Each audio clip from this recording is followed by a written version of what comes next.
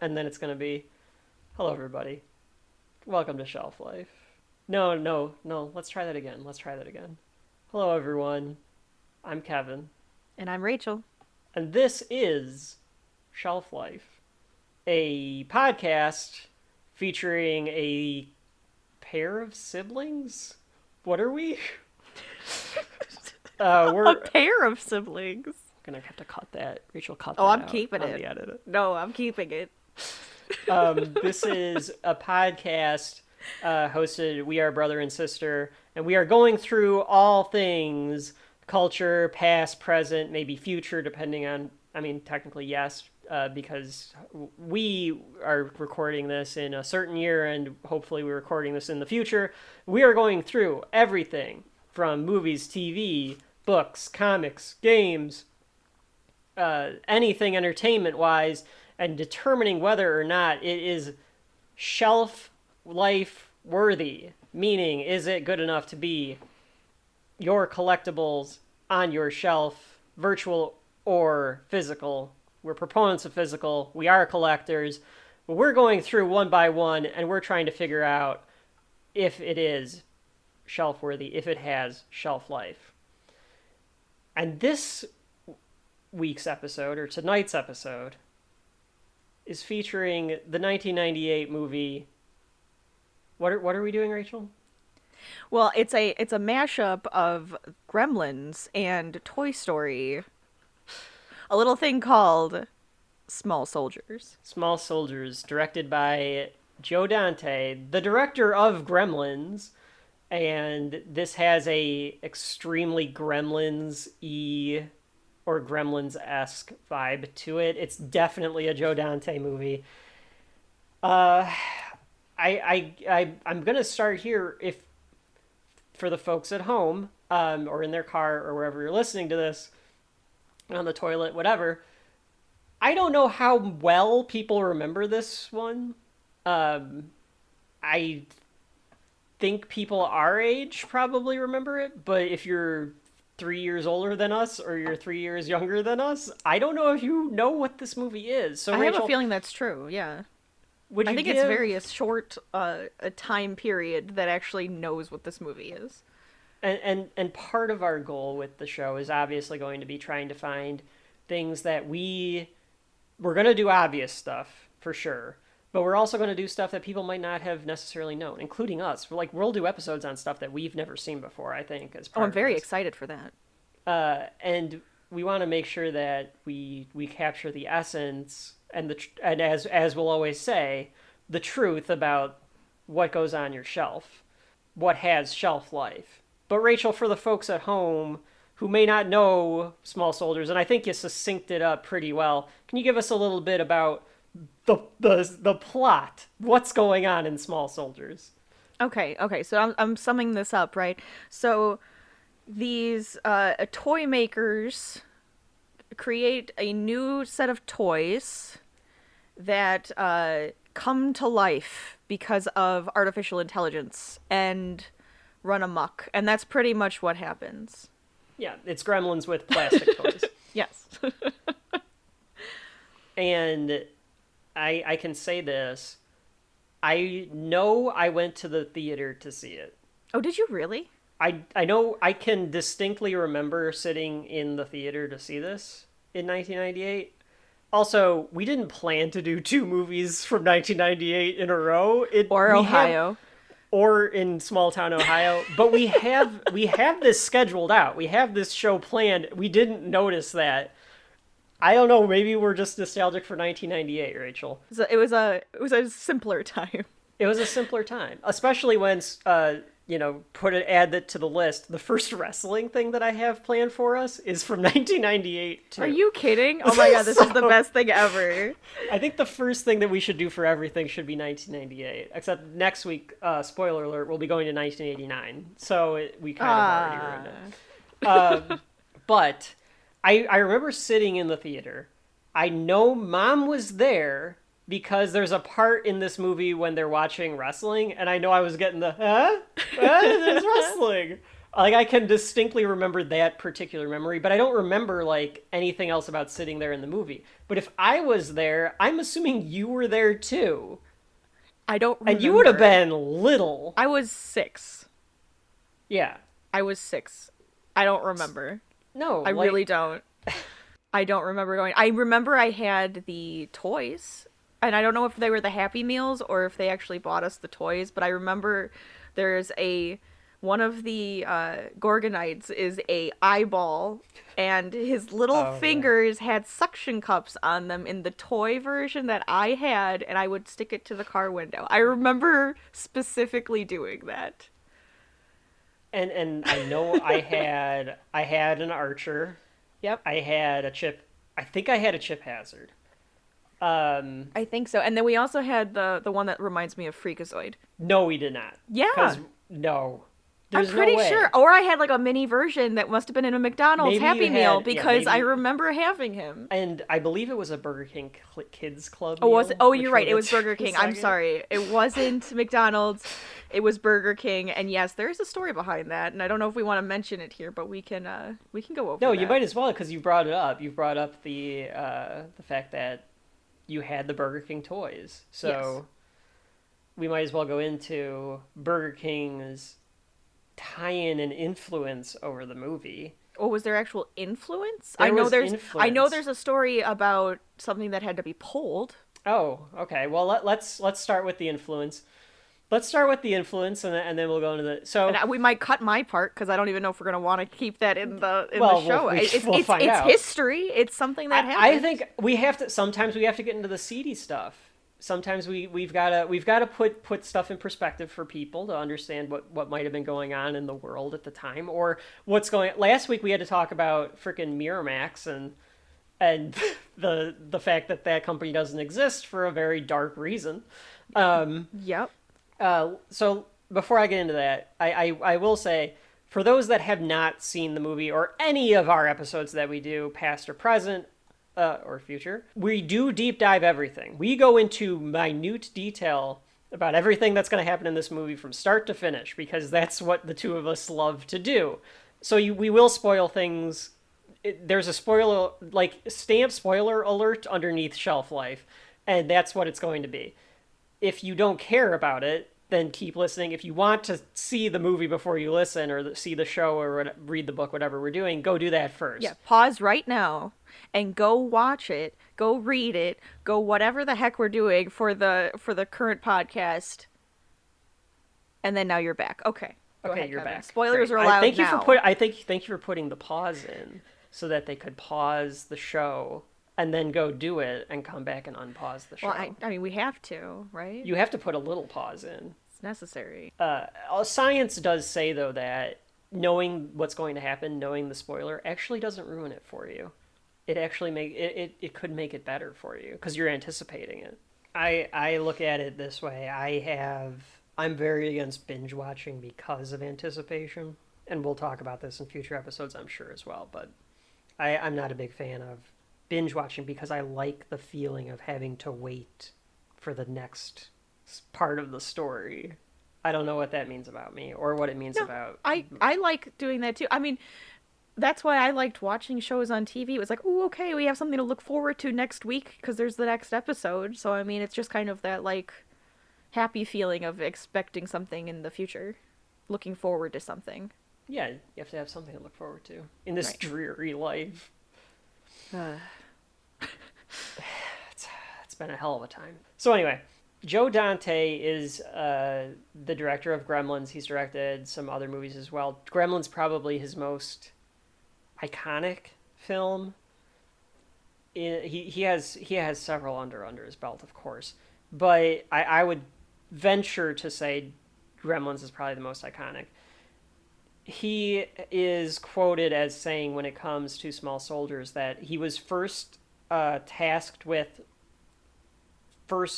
deciding to make the movie of having it be an edgy, dark movie for teenagers. Right. That was the idea. That was the concept. And I think you see that in the second half of the movie. But during the production, Burger King came in, and other sponsors as well, and said, we need to sell toys to kids. It needs to be more family friendly. So then he had to go and kind of cut down some of the stuff that he wanted to do in the movie. I don't know if that means he wanted to make it rated R or not, but he definitely cut think down. It was supposed to be more so rated PG-13, and he had It is rated more. PG-13. I thought it was actually. Oh, okay. So maybe he did want it to be rated but R, I think because I know wanted he it to be cut a out harder PG-13. Right. Because I think he cut out like explosions and probably more gory things that teenagers would enjoy. Yeah, and you can tell he was getting there. Oh yeah. In some parts. But what's your thing that was taken out? So Burger King had to pull one of the action figures that were being put into kids' meals. The one named Kip Killigan. And it's not a good story. It's a child named Kip Kinkle murdered his parents and then went on a killing spree at his school. And because his name was Kip Kinkle and the name of the soldier was Kip Killigan, they decided to pull that action figure. So it's actually something that is extraordinarily rare to find at this point. So it's probably like a collectible. But that's what happened there. And it happened, and like Small Soldiers was supposed to come out like not very much longer after that school shooting happened. I'm surprised they didn't just change the name of the like. I think it's because everything already was done in production. Yeah, maybe. Like nowadays they probably just would like go in and digitally have Brewster and say a different name instead of that, or wait, I can't remember which one. Kip Killigan. I think that's the one with the cigar. They all have very distinct looks in this picture. The one with the cigar that has like the big gun and like the ammo that's across the one his played chest. that's the one played by Ernest Borgnine, right? So that's an important little role. So having Ernest Borgnine in the picture. We're gonna get a little dark. So you want to get darker? I mean, I don't know if you can get darker than that, but let's get a little darker too. We've already said a quote from him. This is the last film of the late great Phil Hartman, and I don't think we'll get into a lot of detail about his death. We're not the Lapsed fan. I can't go that dark into everything. But I will say Phil Hartman was a fantastic actor and comedian. He was known as the glue on Saturday Night Live. They would put him in sketches just because they knew he could keep everything together and make it seem more realistic and real. When we start our Simpsons shows, I think we'll have to always be mentioning Phil Hartman because he did the same thing for them. They weren't all there at the same time, but he made his presence felt. He's great in this. He is awesome in this role. He's kind of doing the same role as he is in Jingle All the Way. It's true. But it's just this annoying neighbor. He's like a techno head role, and he's great. And that particular line has stuck with me since the first time I've seen the movie. You and I quote it all the time. We'll quote it again at least a couple of times during this show. Yeah, just expect it. But before this movie came out, his wife murdered him while he was in his sleep.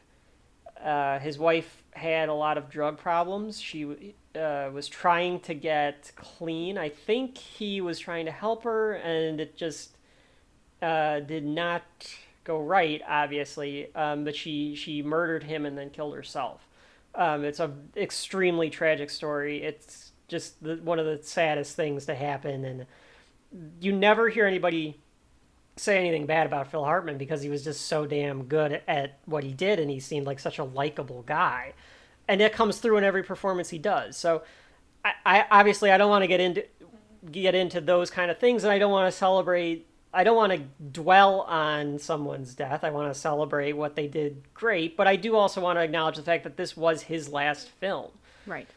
It's dedicated to him, of course. There is a very sweet stinger, very, very heartbreaking stinger at the end with Phil and Joe Dante. I can give the stinger at the end. Phil, whose name in the movie is Phil Hartman. The stinger scene is Phil saying one of his lines, and they say cut, and he turns to the camera and he goes, "Was that too much?" And Joe Dante just starts laughing, and Phil Hartman kind of goes, like, throws his hands up, and he just goes, like, "I've never heard you say that before." Which is the whole essence of Phil Hartman. He's going to give you this broad performance, but somehow it's still very restricted, like, very controlled.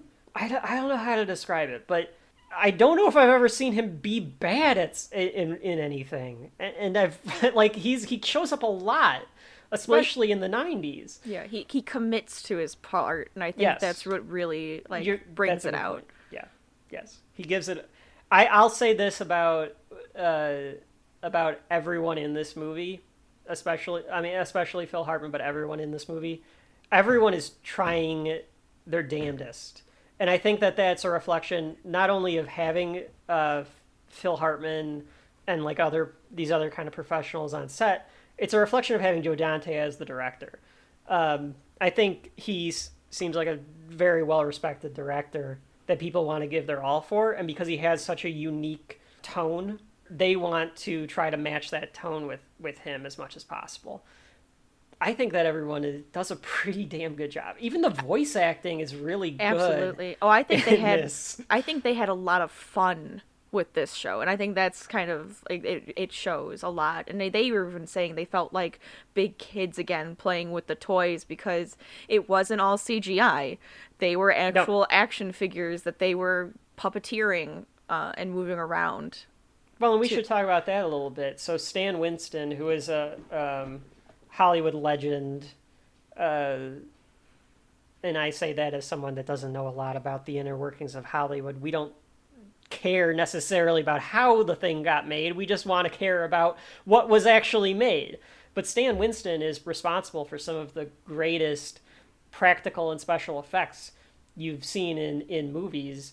And I saw a little snippet about him talking and his his company talking about they had just gotten done with working on something that required a lot of big animatronics. I can't remember what it was right now, but it was something that required a lot of heavy machinery. And they had to go and think up all new ways to do it because they needed these things to be as functional as something that was big.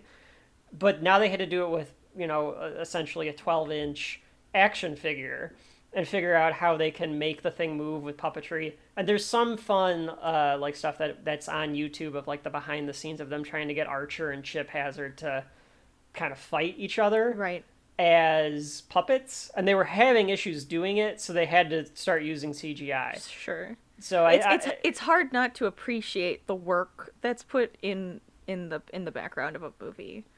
It's really hard not to appreciate how much the thought and the energy they put into getting everything to work right to make it look really good on screen.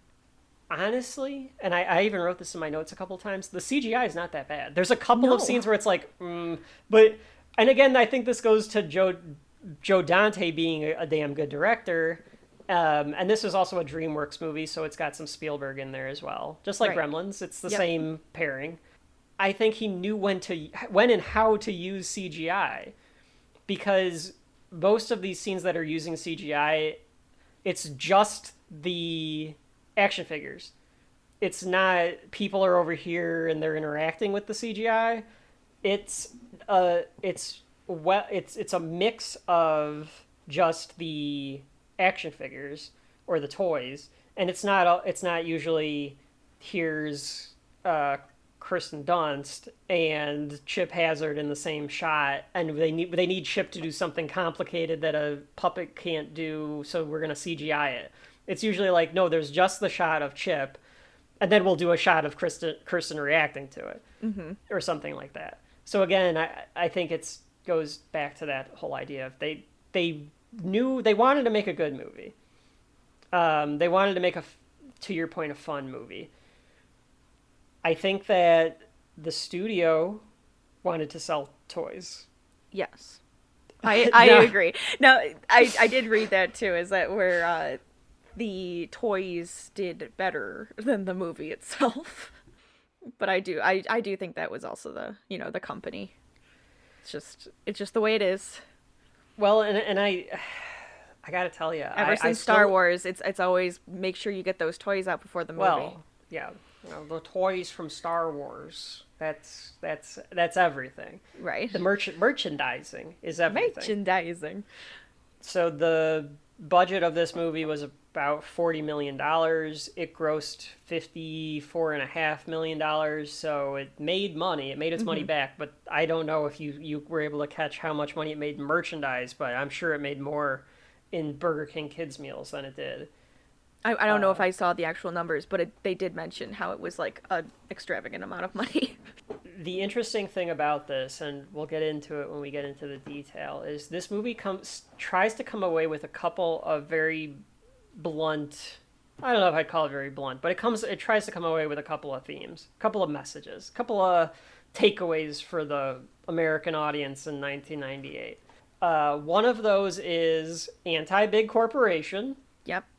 And we hear that from the truck driver, but go on. And the other is selling war to the masses. Yep. Instead of it being this, and it's an anti-war movie, I would wager. Mm-hmm. But then all they did was market the fucking soldiers. Right. The poster is nothing but the soldiers. The toys are the soldiers. The trailer is the soldiers. The trailer is the trailer for the toy. Like, right. The teaser trailer is Chip Hazard punching the box. Yep. And I'm not going to fault Universal and DreamWorks for doing that. They knew what they were doing, but it does take a little bit of the sting out of it. And it takes a little bit of the sting out of what they probably wanted to do with the movie by pulling this stuff back so that they can make it more kid-friendly, which I'm sure 10-year-old me was great with, but 30-whatever-year-old me I am does not necessarily... I'm going to be honest with you, Rachel. I don't know what I'm going to say at the end of the podcast. Well, I guess I feel the same way, actually. So we're going to find out how we feel at the end. Once we go through everything, I think we can kind of give our idea. We're going to know. We're going to know. We're going to know based on just the length.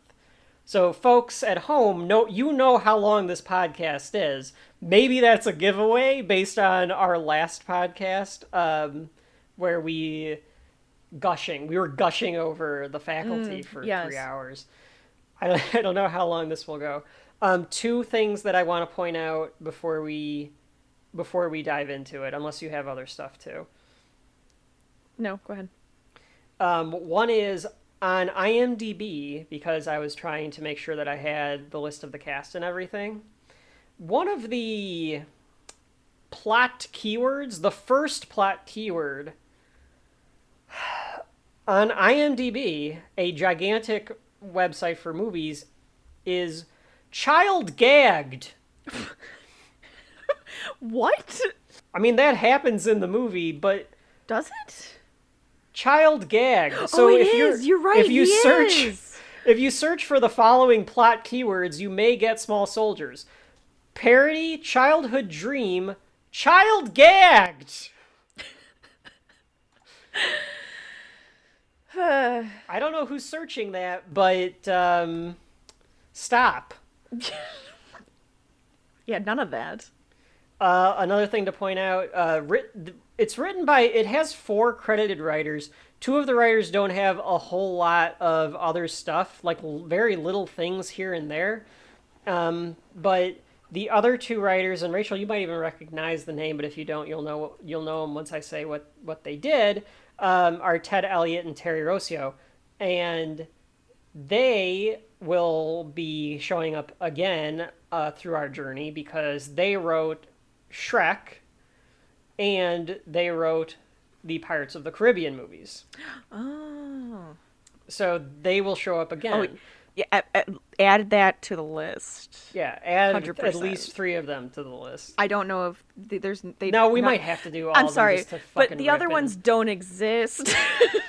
We'll get into it. Oh, we'll get it. Oh, we'll be there. Don't think you won't pay. If you don't think you'll pay, Disney. I'm sorry. Anyway, yes, they'll be back on the show later on. Main events, I think, for me personally. As me as well, yes. So very cool. Very cool. Well, then let us begin our deep dive. When we come back, after a word from our sponsor, we will get in to Small Soldiers. Globotech Industries, long recognized as the worldwide leader in high-tech weaponry, is now reaching even higher. Under the leadership of CEO Gil Mars, Globotech engineers are blazing the trail into tomorrow's most exciting market sector. Introducing advanced battlefield technology into consumer products for the whole family. For the first time, you and yours will enjoy the same high-quality standards as demanded by the U.S. Defense Department at private sector prices. Globotech, turning swords into plowshares for you and your family. So are we getting into it right now? Or are we starting here? We might as well. We might as well. Sure. The movie starts with a Globotech commercial. It's very like a Terminator or RoboCop feel. I think that comes actually after the Small Soldiers Triangle. Yes. And the introduction creating of the score. it. Yes. The when I was rewatching this for the show, I was like, this sounds like Jerry Goldsmith. Like, it's got to be Jerry Goldsmith's score. And then I looked it up, and it was a Jerry Goldsmith score. It's a great score. Maybe we'll do a little bit of Shelf Life Jukebox for you and hum the score. But look it up, because there's some parts of it that are very, very good. But anyway, the way that I looked at it, and it does do the whole Globotech is a international blah, blah, blah, like does that whole thing. I thought of it more like this is a conglomerate. So it's a Stark Industries. It's a yes. They are a weapons manufacturer. Exactly. But they have other junk. Like they also they're a weapons manufacturer, but they also have a textile mill. Like I feel like that's kind of how this company is set up. But I think that they were first and foremost the weapons company. 100%. And they're just buying other things now They to make made themselves their money look better. They made their money off of weapons. And now they have all of these other things.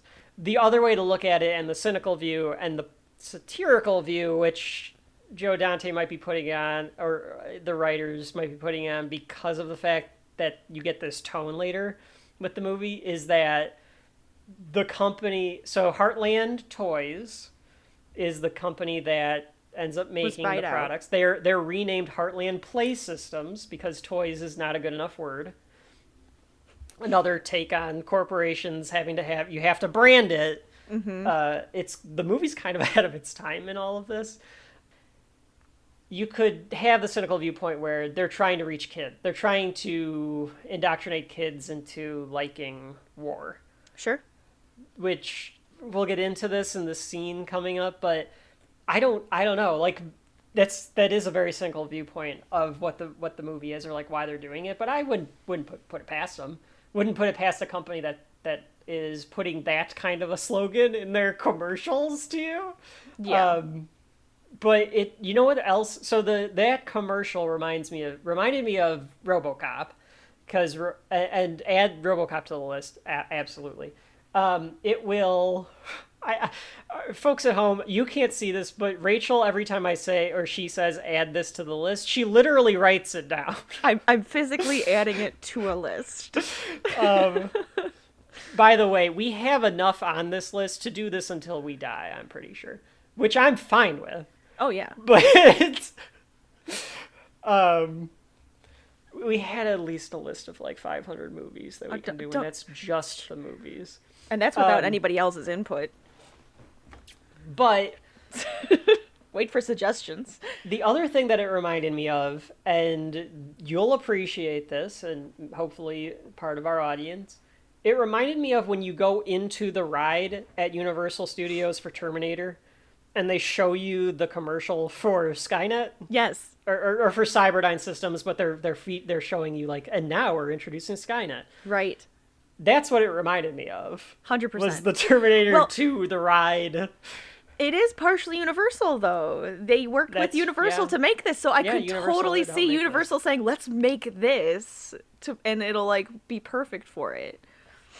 And they were probably doing the Terminator 2 ride around the same time that they were making this. Might have came out a little bit after, I can't remember.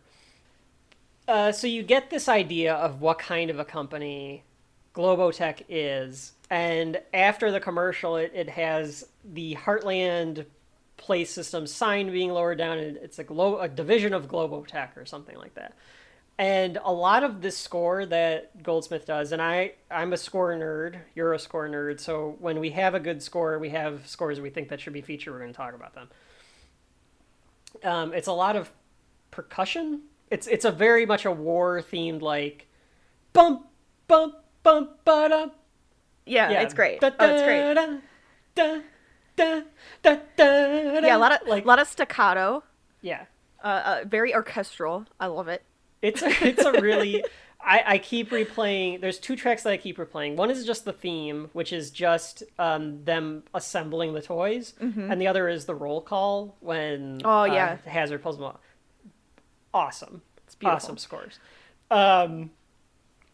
So anyway, we get a helicopter landing near the building, and that immediately cuts to David Cross. David Cross is a alternative comic from the 90s. Rachel, I don't know if you know, he's in several things, actually. He pops up here and there. I know his face from a lot of different things, but I can't think of him now.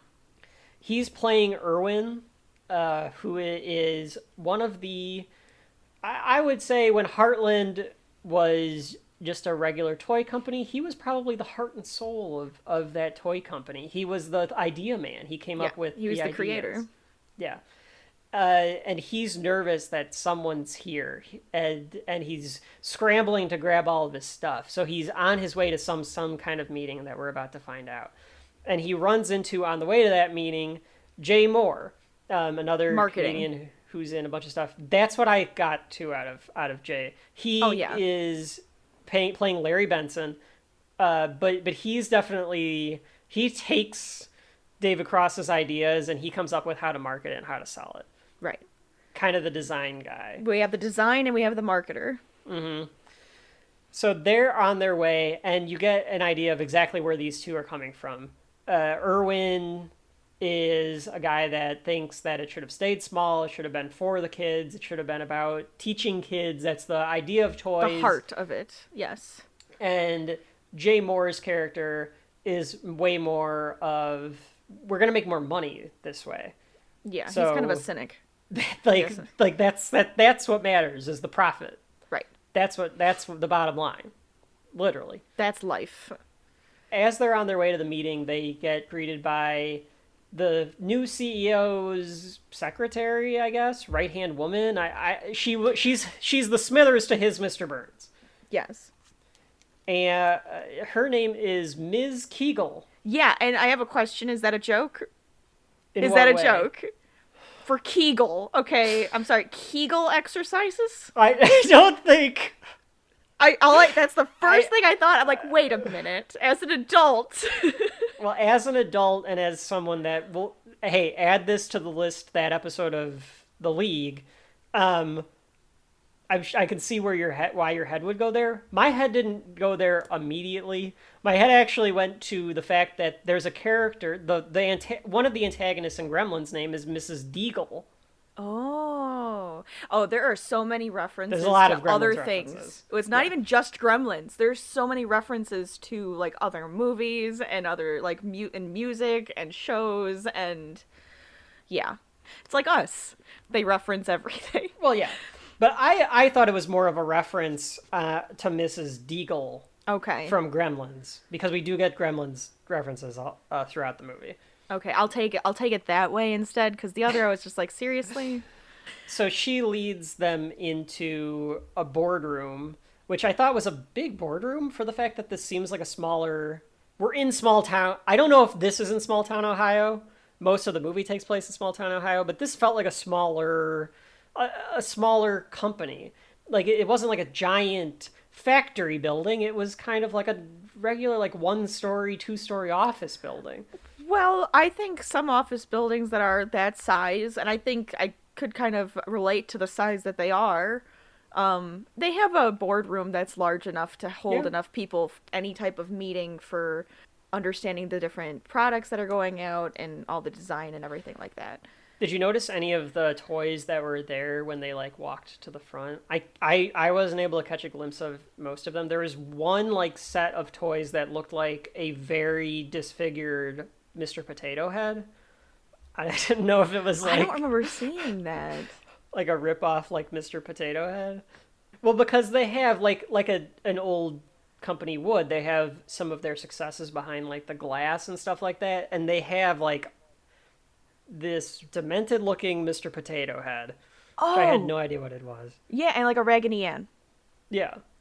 They are there and they're ready to give the meeting, and you can tell that they're ready to give the meeting to A lot their of people. board. Yep. And Irwin just goes right into it, but there's nobody there, and he says, where is everybody? Where's everybody else? I think is Well, I is how thought it he was phrased kind of odd. You walked in and you just start talking, and you're just like, "Where is everybody?" It's like, what? How did you not notice that nobody That's not was how in you there? start meetings, Rachel. You just don't walk in and just start talking. I mean, sometimes. I mean, nowadays in our remote working environment, it might be a little harder to just turn on your Zoom or your Teams and just be like, all right, these are Gorgonites, and they're from the planet Gorgon. But apparently that's how David Cross does his meetings, because that's how Well, he... I mean, I he don't is mind that. He is that dorky kind of guy who gets nervous and probably just had like this Well- film over his eyes, not seeing anything. But here's the thing. What we find out, what comes up in a couple of minutes, is that's the way Dennis Leary likes it. No bullshit, no small talk. Show me your fucking toy. It's true. It's true. So maybe that started was it part off of the right. strategy. Just get to the good stuff. There's some meetings that I'm in where, and trust me, I'm in meetings where I bullshit a lot because that's what I am. But there are some meetings where it's like, can we just get to it so that I can go back to doing my work? Right. So maybe that's just the way it is. But he says, where's everybody else? And in walks Dennis Leary, another alternative comedian from the 90s who's in a lot of shows now. Sort of became more of like a character actor, I guess, in the last 20 years. But he is the new CEO playing... His name is Gil Mars, which is a odd name, but... Go ahead. Well, okay, so I had read, because apparently there's a lot with names in this movie. And Well, Mars... the Kegel exercises, of course. Well, thank you. I'm not sure why Gil. However, the Mars is because it's the god of war. So that was a presumption, is that's why they went with the name Mars. Yes, of course. Yes, of course. And he is this hotshot CEO who clearly is, kind of this like no nonsense, like just tell me the good stuff kind of guy. And he's like, there is no everybody else. Like you're just answering to him. Which Yeah, they I'm laid off sure- everybody else and it's just him now. I'm sure this has to be like a public company, this like Global Tech. I doubt he's the owner of the sole owner of Global Tech. Like, you think that he would want, or the board Stark? for Global Tech would want other...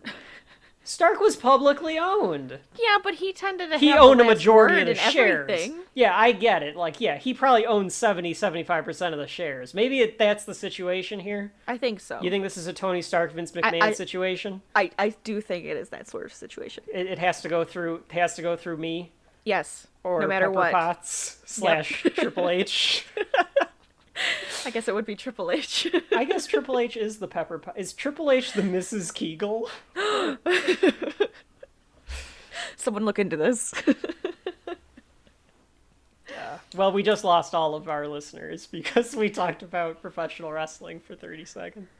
Anyway. I deal with it. So anyway, you all know it's true. So anyway, Dennis Leary walks in, and he basically tells them that he gives them kudos for inventing their last hit toy known as the Belch Brigade. And they have this monster-looking character named Flat Chew, which is just a monster that farts and burps. Yep. But it You makes squeeze noises. it and it makes noises. It's pretty standard, but I mean, I can see how that would have made a lot of money back in the day. Would make a lot of money now if we made an action figure that farts and burps. I think they do have those. You think you think the Belch Brigade is a thing? No, I think isn't like the Garbage Patch Kids. Isn't Do they that what they do? belch? I don't know what they do. I don't know. I don't. Here, okay. Let me make this Let me make this clear. And I am sitting in my office, which is surrounded by action figures and Funko Pops and props and things like that. Just a few. I'm not overboard. I haven't gone overkill yet. There's a couple of things that truly frighten me in this world. One of them are dolls and toys that look too realistic. The Garbage Pail Kids, or Garbage Patch Kids, whatever the hell they're called. Cabbage They're two Patch different Kids, ones, but yes. scared the hell out of me. They look like they're evil. They look like they're going to try to murder me in the middle of the night. And we're about to talk about a movie where toys do try to murder you in the middle of the night. But those things scare me. So I don't know if they fart or burp because I never would want one. The Belch Brigade, though, looks like a lot of fun. So Mars, what you kind of get the idea of, like we said earlier, is that like Irwin's the idea guy. Larry refines it into something for marketing. But Mars sits there and he wants them to give the presentation. This comes, and growing up, Rachel, we had I'm sure it's still at Mom's house. We had the clamshell VHS of this movie, and I know I watched it a lot as a kid. Yes. I can't remember if you remember watching it a lot as a kid.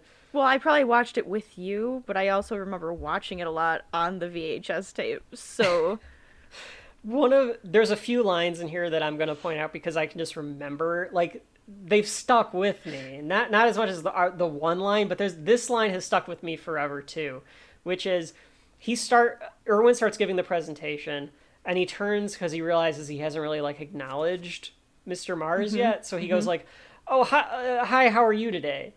And Mars goes, "I'm late."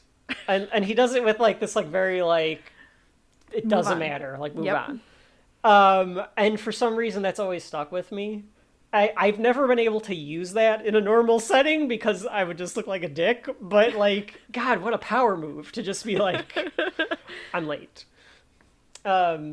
which is weird because they all like Irwin also said he was early, so I find that odd that he was late when Irwin was like, "Oh my God, she's early. Why is he early?" Well, he's early for that meeting, but to Mars, to a guy that that's late. Like, that's true. I gotta get to Let's go bombing on Iraq or whatever. We're on a schedule. I don't know what we were doing in '98, Serbia or Yugoslavia or whatever we were doing. Well, I think at the end they were going after the Russians, or something No, in he South says Africa. South America. South America. I think he says South America.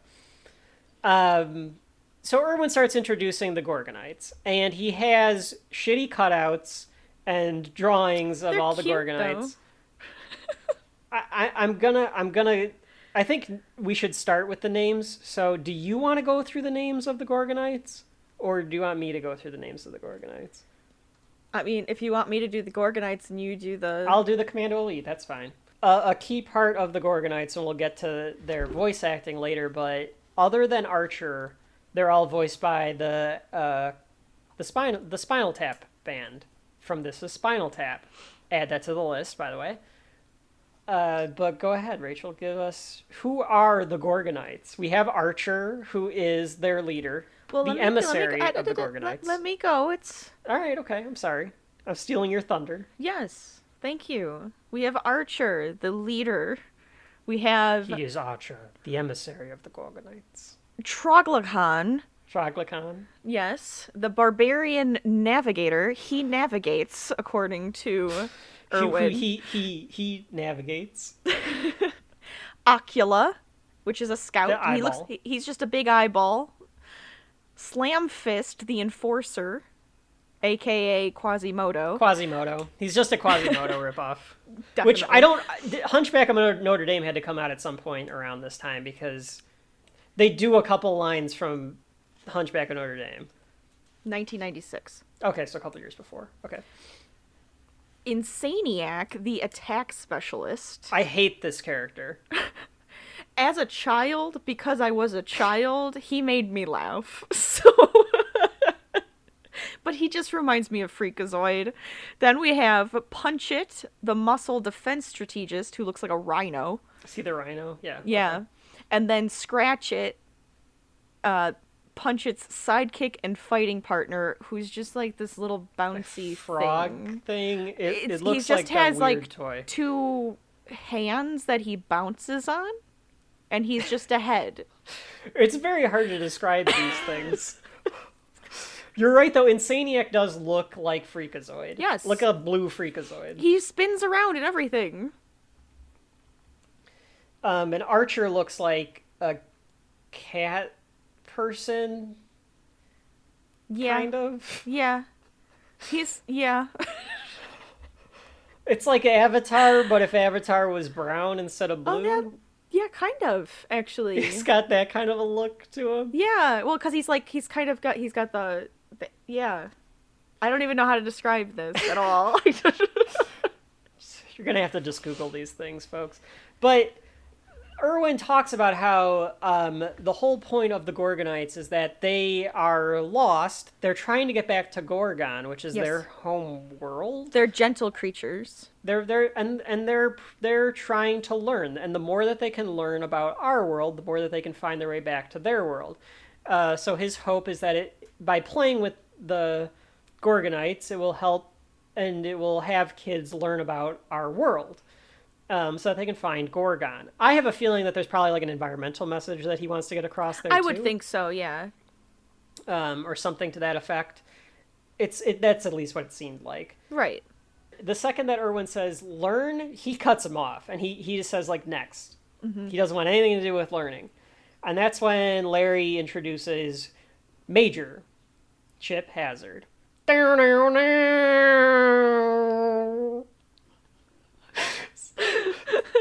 Sorry, what were you going to say?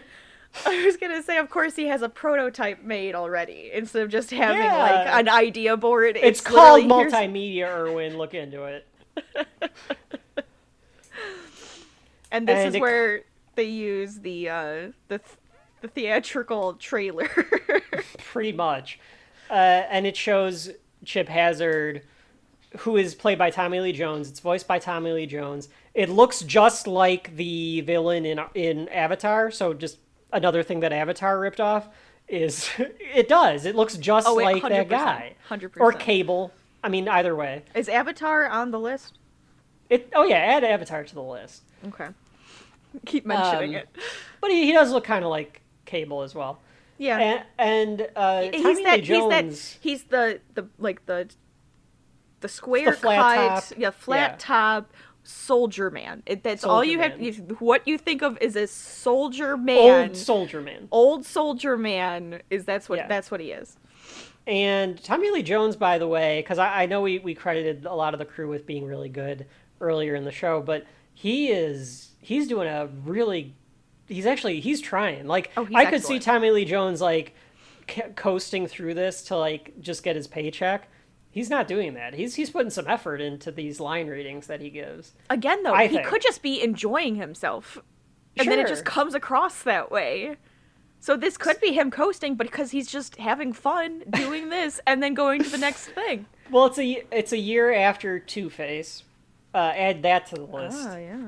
But they reference that later too, and so maybe he was just happy to be doing something that wasn't an abomination. The commercial shows Chip Hazard punching out of the box, and Mars stops them because he's like, "Does it really punch out of the box?" And they say no. and he gets disappointed. And Dennis Leary goes on a little bit of, I didn't write it down, but he goes on a little bit of a rant that's just a Dennis Leary stand-up thing, where he's like, I'm sick and tired of seeing trucks that climb to the top of Mount Rushmore. I'm sick and tired of people having shampoo that tells them they can look like Claudia Schiffer, or whatever he says. Right. And he wants his advertising to do exactly what it says it can do. Right. And he thinks that he can make the toys play back using Globotech technology. Right. Which Irwin kind of thinks that's not possible. Even Larry is like hesitant on it. But he also wants to kiss his ass, so he doesn't say he's hesitant. And they're like, we're part of Globotech. Like, there's going to be something that can make this pretty high tech. On top of that, they're like, we'll put in a lithium cell, a Globotech lithium cell, so that it lives forever. You never have to replace the batteries on it. Which is like, an interesting tactic. But I guess, like, okay. I mean, it's a good idea. It is actually, like, a pretty good synergistic move. Like, if you I don't have to buy batteries for this? Yeah. Yeah, like, exactly. Like, nowadays, there's not as much with batteries because you just recharge it through a USB port or whatever. Well, it's a battery itself that's being recharged. Yeah, so, like, they're that eventually will go out, so... Yeah, they're ready for it. So he leaves, but before he... Oh, 2 things before he leaves, then he asks them, like, what do these soldiers need? Mm-hmm. And Ms. Kegel, because the other 2 are doofuses... Well, because they aren't in the war games. They're not in the war game. She tells him, enemies.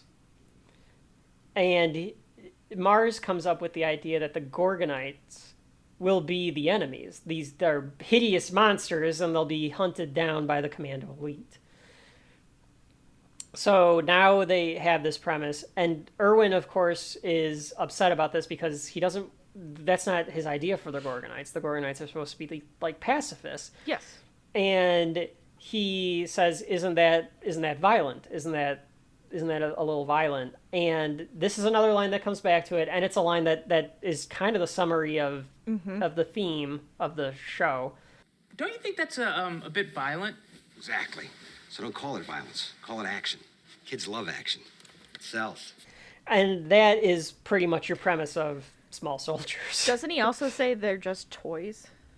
Oh, yeah. He says, like, yeah, what are you worried about? They're just toys. Which, of course, is the, like, foreshadowing, like, winky wink, nudgy nudge moment for everybody in the theater. You get the dark music right after he says it. I don't know if it does another... No, but it's just like this hum of, like, ooh, like, foreboding. But they do come up with the line, which is, like, the whole thing for the soldiers. Oh, yeah, go ahead. Everything else is just a toy. Everything else is just a toy, yes. Which I like that Larry comes up with it because he is, like, more of the marketing guy, yes. And then Mars kind of, like, changes it by... It was anything else, and now it's everything else is just a toy. Right.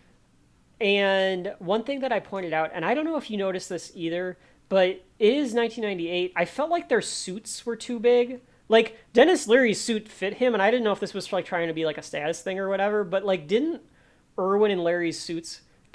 They were too big for them. Well, especially Irwin, and I do think it is a status thing. I think it's just to establish their personalities like, within they don't the have suits. like a lot of okay. Like Irwin is that kind of like sloppy because he's just the idea man. That's what he does for a living. And then you have Larry, who's a bit more straight cut because he talks and he has that more charismatic charm.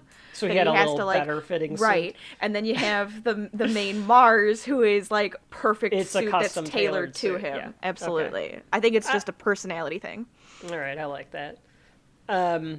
They are told by Ms. Kegel that they expect these toys to be shipped within 3 months, which right away Irwin is like, it can't be done in 3 months. You have to go through focus groups and you have to go through product testing and you have to go through all this stuff. And Larry's quick to be like, no. Like, we'll get it in 3 months. Like, Mars will be eating out of our hand if we can make him money. Like, that we just have to show that we're good at this, and then we'll be able to do whatever. We'll be set for life, kind of a thing. So she gives them access I thought this was odd that they get full access to everything. Yeah, this is okay. This is a horrible security. Well, it system. was. This is before Enron. This is the This This is is the this is swing in the still a- Wild West '90s. This is the worst security system. You don't even have a username. This is the worst I thought security that too. system. I thought in that this too. You just needed to have I've a ever password. seen. But yes, they're given permission to everything. Everything. And she gives them these cards with their passwords on it, which I guess you don't need a username. And she tells them not to tell. And of course, Erwin immediately tells that his is. Mine's Gizmo. Oh, I love it. So another Gremlins reference. Gremlins, by the way, add that to the. I think we added it to the list last time on the last episode, but Yeah, I'm whatever. pretty sure I brought it up then too. So Jay Moore Larry is trying to set up the prototypes, and he's trying to find the microchip that's going to go into the toys to make them walk and talk and act like and be able to play back. So he can't remember his password, so he puts in Gizmo. So he takes the other guy's password. Yep. Yes. Which is again, why didn't they just change you their don't have a passwords if he said username. I don't That's what I'm saying. There's no username. They didn't change the password after he says it out And loud. you're a military company. It's the worst. It would be so easy to hack their system because you don't even have to have a username now. You just can try as many, like you can just set it up to try to break in with any password imaginable. Stupid. But he's looking for chips. He decides to try to find, and I didn't think that this was necessarily. This becomes like a big deal later on. Like Erwin's like pissed at him, but the things he types in are not that unreasonable. He types in microprocessor. I think I can't remember what the first thing he types in. Multiprocessor, something like that. I can't remember. I think he types in microprocessor because he knows it needs to be small enough to fit into the toy. He types in state of the art. Because he's trying to do like an advanced search because he doesn't want to deal with a lot of crap because he doesn't know what fucking chips to put in. He's not a military because guy. why don't they have like an engineer doing this? But that's fine. Also very true. And then the third thing he puts in is surplus because he knows he can't take the good chips that the military is using. There has to be a lot of them. And there's only one that fit there. First of all, there's How only is there only one? But there's only one, so he takes that chip. And it happens to be the X1000. So he takes the X1000, he buys it, and we get our opening credits. That's the cold open. That 2 movies in a row, by the way, that have cold opens in 1998 in small town Ohio. But we get our opening credits for Small Soldiers, and I actually like the opening credits here because it's like it's like the making. Oh, I of love it. It's Chip a little Hazard montage. and Archer, and you get. Kirsten Dunst, top billed. Did you notice that? Interesting. What was she in before this? I think Interview with a Vampire, because she's a that's little why. kid. That's why then. She's probably the most famous person in the Yeah, movie. that is why then. Which but I thought it should have been reversed. Like, perhaps Kirsten Dunst is still the most famous person in this movie, but she's not the lead. Like the lead is probably Alan Abernathy. I don't know what the actor's name is, and that's why he's still not top billed. But and Tommy Lee Jones and Frank Langella get those, and Frank Langella and Tommy Lee Jones as Archer and Chip Hazard, which they should. So anyway, there's that. Again, this is a great piece of score. Da da da dun da dun da da dun dun da dun. It's great. It's amazing. I love it. I love it. So after we get that making of the model, of the molds of them, we cut to Alan on his bike. So Alan is going to be our main kid. He is, if they would have made this 5 years earlier, this would have been Eddie Furlong, the Terminator kid. If it was, he obviously was too old to do this, so they just pulled in this guy. His name is Gregory Smith. He's been in some other stuff, but this is probably his most well-known role. I haven't known him from anything else, Rach. I don't know if you've got any... anything else. He was also in The Patriot, apparently. Yeah, oh, it's okay, what I know who he shows. was in The Patriot. Yeah, add him to the list. And he's on the show Everwood, which I have never seen. But he's mostly does TV stuff now. Oh, apparently he was in Afraid of the Dark. Are You Afraid of the Dark? I'm sure. You know what? I'm adding that to the list. Are You Afraid of the Dark? Oh, yeah. Yeah, I think that's fair. Alan's on his bike. It's Oktoberfest. Yep. So now we know the time Apparently. of the year. And it's in small town Ohio. And he stops off because his dad owns a small toy shop called The Inner Child. And we immediately get the kind of idea of how well this toy store is doing, because a grandma is walking with her grandkids and says, "Oh, look at how lovely the toys look," and the grandkid says, like, "This place never has anything good." It's which again I think is supposed to be a commentary, because the toys in this toy store are old ass toys. Yes.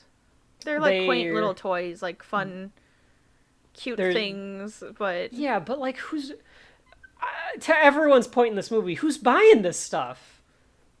Like, I get it. We're doing something right now that I find to be very niche. I don't expect to become a millionaire doing this. I don't think that Kevin Dunn should expect to become a millionaire, but make it selling Ray. The only thing I recognized in that store was there's a Matilda doll somewhere in it. I don't think he was expecting to be a millionaire, though. I think he was trying to keep the quaint a lifestyle alive. I think he was trying to keep the technology-filled era at bay a little bit. Yeah, there's a little bit of anti-technology in this movie, and I respect that, because hey, you know what? A fucking Slinky, it used to be better. Having you use your imagination. You want Chip Hazard to talk to you? You put a voice of Chip Hazard in your head, and you have him talk to you while you play with the figures. You don't need to have him play back. That's too much. You're not getting a full sense of, and maybe that's the whole point of like the inner child, keeping the wonder. You're trying to have an imagination or whatever. I digress. He is reading, so he's sitting at the table. He's reading a motocross magazine. I don't know if I picked this up rewatching it, which comes into play because Kirsten Dunst has a moped, I think. Oh, okay. So he is. I don't know why. Well, the boyfriend has a motorcycle. Well, it's the 90s too, and Yeah. who didn't have a moped or motocross during the 90s? First, what happens is we get the great Dick Miller, who is delivering some toys to the shop. He's playing Joe, the delivery man. Dick Miller, of course, also in Gremlins. Mm-hmm. He might as well be playing the same character. Yep. It might as well have been Mr. Futterman. His name might as well be Joe Futterman, because I don't know if we ever get Mr. Futterman's first name in Gremlins. But I want to say that this is a shared cinematic universe between Gremlins and Small Soldiers, at least in my headcanon, that's the way it is. And he's the Heartland Express, or Heartland Toys delivery guy. Murray Futterman. Oh, Murray Futterman. I know, I wish it was Joe, because it's just Joe for... Well, he does for basically Small die Soldiers. in that movie, so... It's true. Maybe he had to rename... Maybe This is his twin because of the brother. events of Gremlins, he survives and the wife dies, but they have to cover up the Gremlins attack, so he changes his name to Joe Futterman, And he's clearly a relocated. different guy, moves to Ohio, becomes a delivery man for Heartland Toys. It all makes sense now. 100%. Absolutely, it makes sense. So Dick Miller comes in, and he has like the stock. Alan kind of asks him, like, "Is this a new truck? Like, oh yeah. New something?" Yeah. And he says, "New owner," and we get Right, another and there's the theme logo here. and- He said, Oh, and he is, yep. "Pretty soon, everything in the world is going to be owned by one giant corporation." And then he adds on, "And that'll be goodbye microbreweries." but that is clearly there is an anti-giant corporation, which I think we are too, Rachel. We we don't want something owned. If Disney, if you're out there and you want to buy Shelf Life, we're listening. But you better give me a good offer, though. We do. That is they're it's kind of ahead of its time, especially if it's a commentary on corporations and specifically about movies and entertainment and visual media. Mm-hmm. We're living in a time right now where there is one company that owns an asinine amount of IP compared to the other big companies, and there's a problem with that right now going on. So it is another message, to quote South Central or Don't Be a Menace. It's another message to keep in mind. This the bigger a corporation gets, it almost seems like they're trying to say the less structured it is, which is not the case. But that's kind of the Joe Dante thesis, I think. So while he's grabbing stuff off the truck, and I am interested to know, other than the Commando Elite and the Gorgonites, what is Alan's dad buying from Heartland Toys? Probably because the dolls everything and else things. Is so. You think like dolls and stuff? Yeah. Because it's so, everything else in the store is quaint, But that's who they've always bought from. And if you looked at the toys that were in their cases, they were like dolls. They were the Mr. Potato Heads. They were like Tinker Toys and things like that, where you'd build stuff. I don't think that it was always the big Lobotex things. Now I think it was those small things before that, and they also had the electronic toys. So I mean, obviously, this is who they've been buying stuff from for years. I don't think that Alan's dad bought the Belch Brigade, though.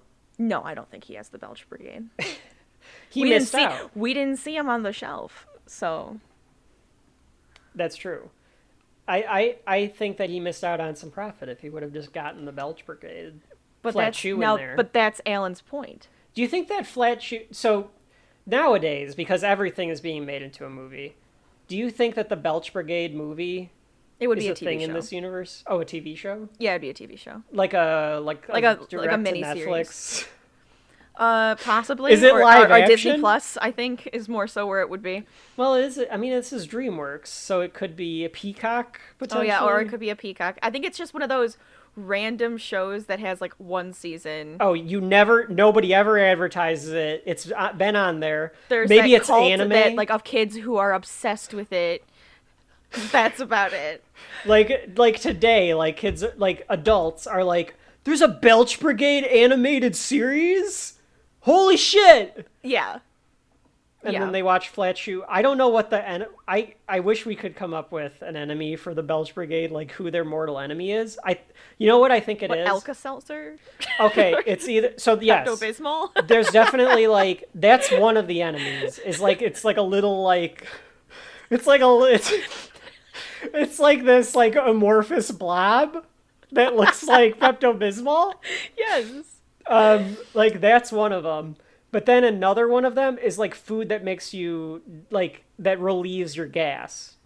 The opposite. Broccoli? Well, it's either that or it is, beans or stuff. Oh, well, because, okay. if but maybe wouldn't the Belch... that be part of the Belch Brigade? Cause... I'm thinking that the Belch Brigade's...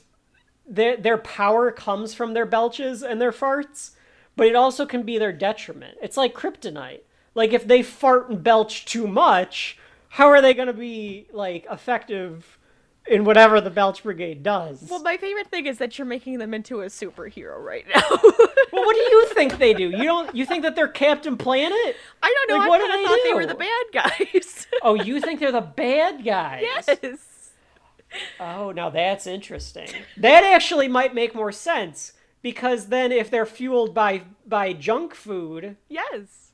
Then it's a way to teach kids how to, eat better. And that kind of goes into the whole Irwin idea about teaching... I like that idea. I like this. This is a hell of an idea right here. I'm sure we can't patent the Belch Brigade because it's in a movie. Right. Yes. But I like this. I mean, they only show Flat Shoe. Maybe we can make true. the rest of the Belch Brigade. And then we can... and just give it to DreamWorks. Buy the rights from Steven Spielberg. or at least tell Steven Spielberg that we'd like a Belch Brigade. Okay, folks at home, here's what I want you to do. I want you to we need to make a hashtag Belch Brigade movie. If we can get that Bring trending. back Belch Brigade. Oh, no, you're right. That's more trendy. Bring back the Belch Brigade. Hashtag bring back the Belch Brigade. If we can do that to DreamWorks and Universal, maybe we can get a Belch Brigade miniseries or movie going. And that would just, if we can get that, I'll know that we've accomplished something as part of this podcast. That's all we need. That's all we need. All right, so anyway, the small soldiers. Because the Belch Brigade is not, unfortunately, the rest of this movie. We got to talk about the Commando Elite and the Gorgonites. So Alan Abernathy sees the boxes for the Gorgonites, the Commando Elite, and he asks what that is, and Joe's like, oh, let's take a look, because I guess he just opens the boxes all the time. Apparently. None of this is legal. No, he could easily get fired for this, and in fact he says it later on. Well, just opening the box he could get fired for. He's not as I would worried think about so. that. Yeah, Oh some yeah, quality you control. could. Mm-hmm. Like how? All right. One thing that I noticed about this is they pull Chip Hazard out of the box. He has one of Oh my those God. plastic ties, It is the easiest toy to get out of a box ever made. but it does have the plastic tie thing on it. Like But it's you not see him like tied. He unclip goes, it, and I think that they do this, and like he knows like how to get those ties back on there to make it look like they didn't take them out of the probably. box.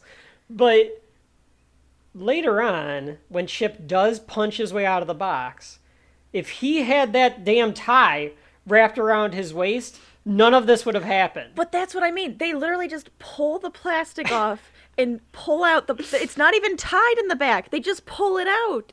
I don't think that they are I think twisty they tied sat in. there and I think that he Oh, had I to don't like think do it so. intricate because he's gonna try to retie this later. All right. You think it was but just it's only shoddy one craftsmanship? It's one twisty tie. Usually there's like 6 of those damn things everywhere. You're like trying to safely open the box, but then you rip it and it's a big pain. They just take the little plastic off and pull the one twist tie off, and immediately they can play with the toy. That's insane. Do you think this is Globotech shoddy controls again? Just more could be. of this like wartime like now that like fuck it, put a twisty tie in there, it'll be fine. So they activate both of them. They activate Chip Hazard by saying 10 Hut, I think, and he does Yep. his Major Chip Hazard reporting for duty, which I guess I didn't even think about this, but the name is supposed to be pretty like on the nose. Oh, yeah. Like Major Chip Hazard, like that's Right, he's a that's chip the driving hazard. force. And Archer, Frank Langella doing the voice. I will go on it. record saying that I think Archer's a good character. I really do like Archer. And he has this very, very soft spoke. I can't Oh, do I it. like it. Because it's just very distinct. Greetings, I am Archer, emissary of the Gorgonites. We hear that a lot this entire movie. Alan wants to buy a set of them off of Joe so that he can sell them at the store so that the store makes some money, because I mean, you take one look at these toys, you know that they're gonna sell out, they're gonna make money. Right. And we get Joe saying like, your dad's policy is no war toys. But Alan convinces Joe to do it. It'll help them sell something. I do like this relationship that like Joe has with the kid. Like he is like, Yeah, you can I don't tell like he your kind of- tone. Yeah. You can But tell then he he's kind like, of it's like too loud. It's like this like old uncle kind of thing. he's very warm to him. Yeah, he realizes that Alan wants to do something good. Right. We get a little bit of like a forbearance where at some point Joe's like, he left you in charge, and like Alan's like, yeah, I guess he has to like trust me again, or maybe he's starting to trust me again, I think is the way he phrases it. So he realizes that the kid's trying to do something good. He convinces Joe to give him a set, so he gets a set of Gorgonites, a set of Commando Elite, and he even gives him the cutouts. he gives him the cutouts. He gives him a lot of marketing material, Oh, which I yeah. thought was interesting because, like, I can't imagine that there's double. Because he even says, like, this is going to Toy Worlds It's which I their think whole is just thing their for the Toys month. R Us. Which Kids Toys R Us was a great store. It's I think they're trying to bring it back, but Well, they're still in Europe and stuff, in Canada. They well, they there you just go. and Our they're international listeners still know what it is. they're debating on coming back to U.S. Hey, in the future they may have. I think they're trying to bring them back. Okay. Somebody was trying to buy them, I thought, but it's just a big toy store. And so I would have thought that all that stuff was for that toy world, but he gives it to Alan to like put up a display. Alan, I was going to say this at some point during this podcast. I don't know how old he is. I was imagining that he's 14 or 15. Okay. I think that's fair. I think he's a freshman. I think that Kirsten Dunst is older. I think Kirsten Dunst is playing Kristen like Dunst 16. is 15. Because her boyfriend has to at least be of age of driving. To drive. Yes. And she likes older guys. See, the way I think of it is Alan's a freshman. Yes. She's a junior. Her boyfriend's a senior. I thought she was a sophomore. I thought she was actually closer to Alan's age. Okay. She is older than Alan, though. Yes, I Okay. think she's a little older. And then she's going for like a guy that's at least a year or two older than older. her. Yeah, Yes. yeah. Okay. The only other thing to point out in this Joe scene is that when Joe and Alan are talking, you get an idea that like the toys are sentient because they both turn and look at each other. Mm-hmm. Like that's like the only like little interaction that you get there.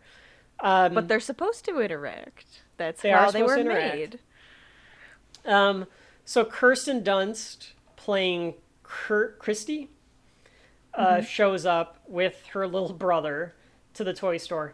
I don't know why she decided to go to this toy store instead of just going to the mega toy store. Like, because her whole thing is like her brother's trying to pick out something for his birthday because he's clearly spoiled. She is too, but I don't know why you wouldn't just go to the regular toy store. It seems weird, but Part of me is wondering if happenstance. she purposely went there because she knew he worked there. And she played dumb the whole time. well, she does say at some point like, "Oh, I know who you are," or like, "I've heard about Like- you." So she does say at some point like she does like the bad boy. She's intrigued by the fact that he's kind of a bad boy, or like has a reputation. Yes.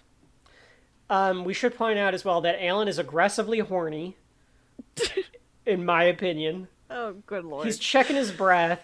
He's slicking his stupid 90s haircut back He's with got a the crush part on down the her. middle. Oh, please. He doesn't even know who she is.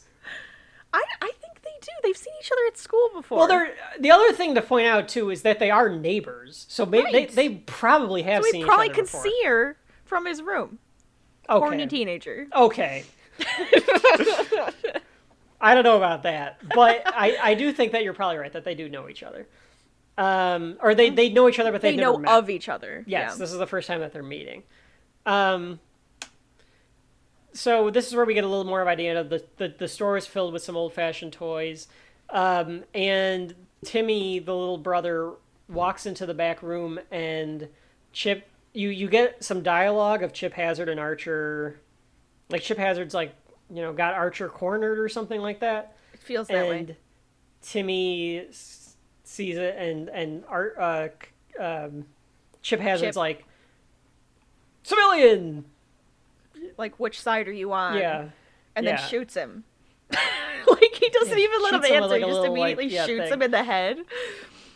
I was interested because he gives him like a little warning shot here. Mm-hmm. So Chip Hazard has a one-track mind, and as a kid, I remember him being a much more in-depth character. He's got one goal: kill the Gorgonite scum. Period. Yep. But he has a soldier's mentality where he's only after the Gorgonites at first. So he gives a little warning shot to Timmy. I am curious if by giving this little warning shot with whatever piece of shit little plastic like thing that comes with if he's like, okay, that's not going to do because that didn't do anything. Right. So I need to up the weaponry. Mm-hmm. It's a thought. He does say it later. When he that we does need the to lineup, upgrade. he breaks the gun and says, Yeah, "This isn't exactly. gonna work." Yeah, standard issued isn't good enough. So I think this is where he learns that, like, I think that yes, this doesn't because do he's anything. pretty much saying to them, "No, I already used this thing. It doesn't work. It's not good." So Timmy wants a major chip. I want a major chip hazard. I want this one. And Alan's like, I don't know where they went. I'll hold one because she has to go convince the parents to get them because they're a lot. We'll get to the price in a little while or at the end. But she's gonna leave, and there is like a little bit of flirtation where she's like, see you around sometime, or like show Say up hi. sometime. Say hi, yeah. But Because she then says we see they said bye, and then she goes, "Well, say hi sometimes." Oh, yeah, okay. So it's cuter than that. All right, Christy Fimple.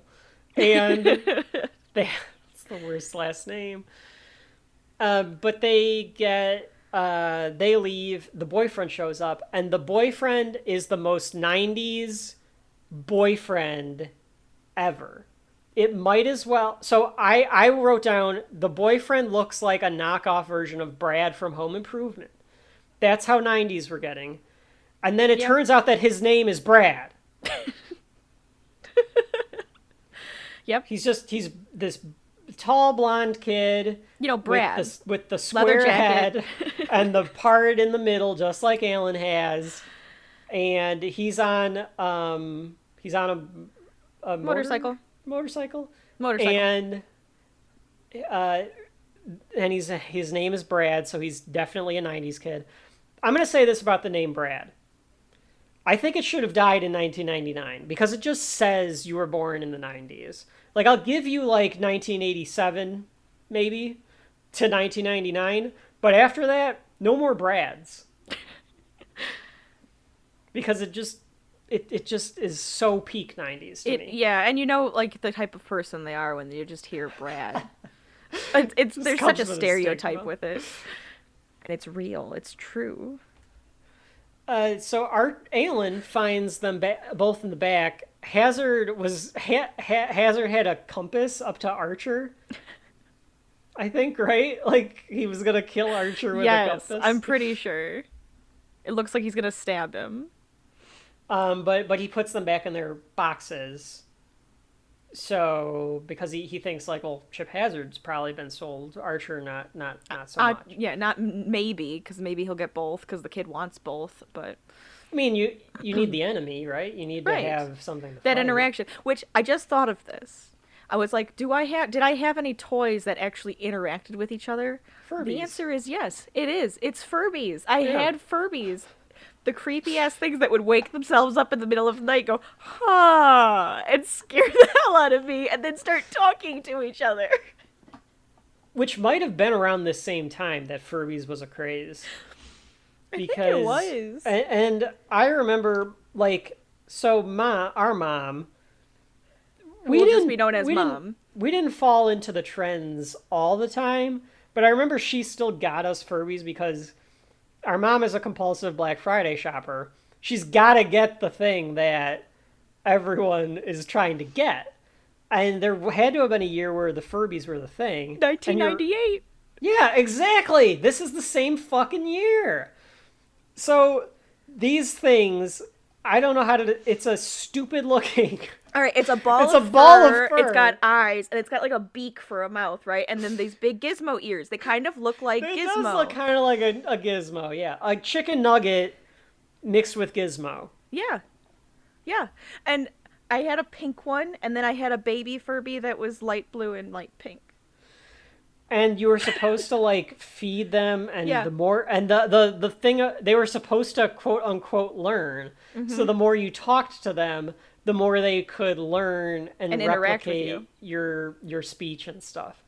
I don't know if they actually did, because I don't think either of us ever played with them enough to, like, start forming sentences. But I think that that was the idea. Oh, yeah.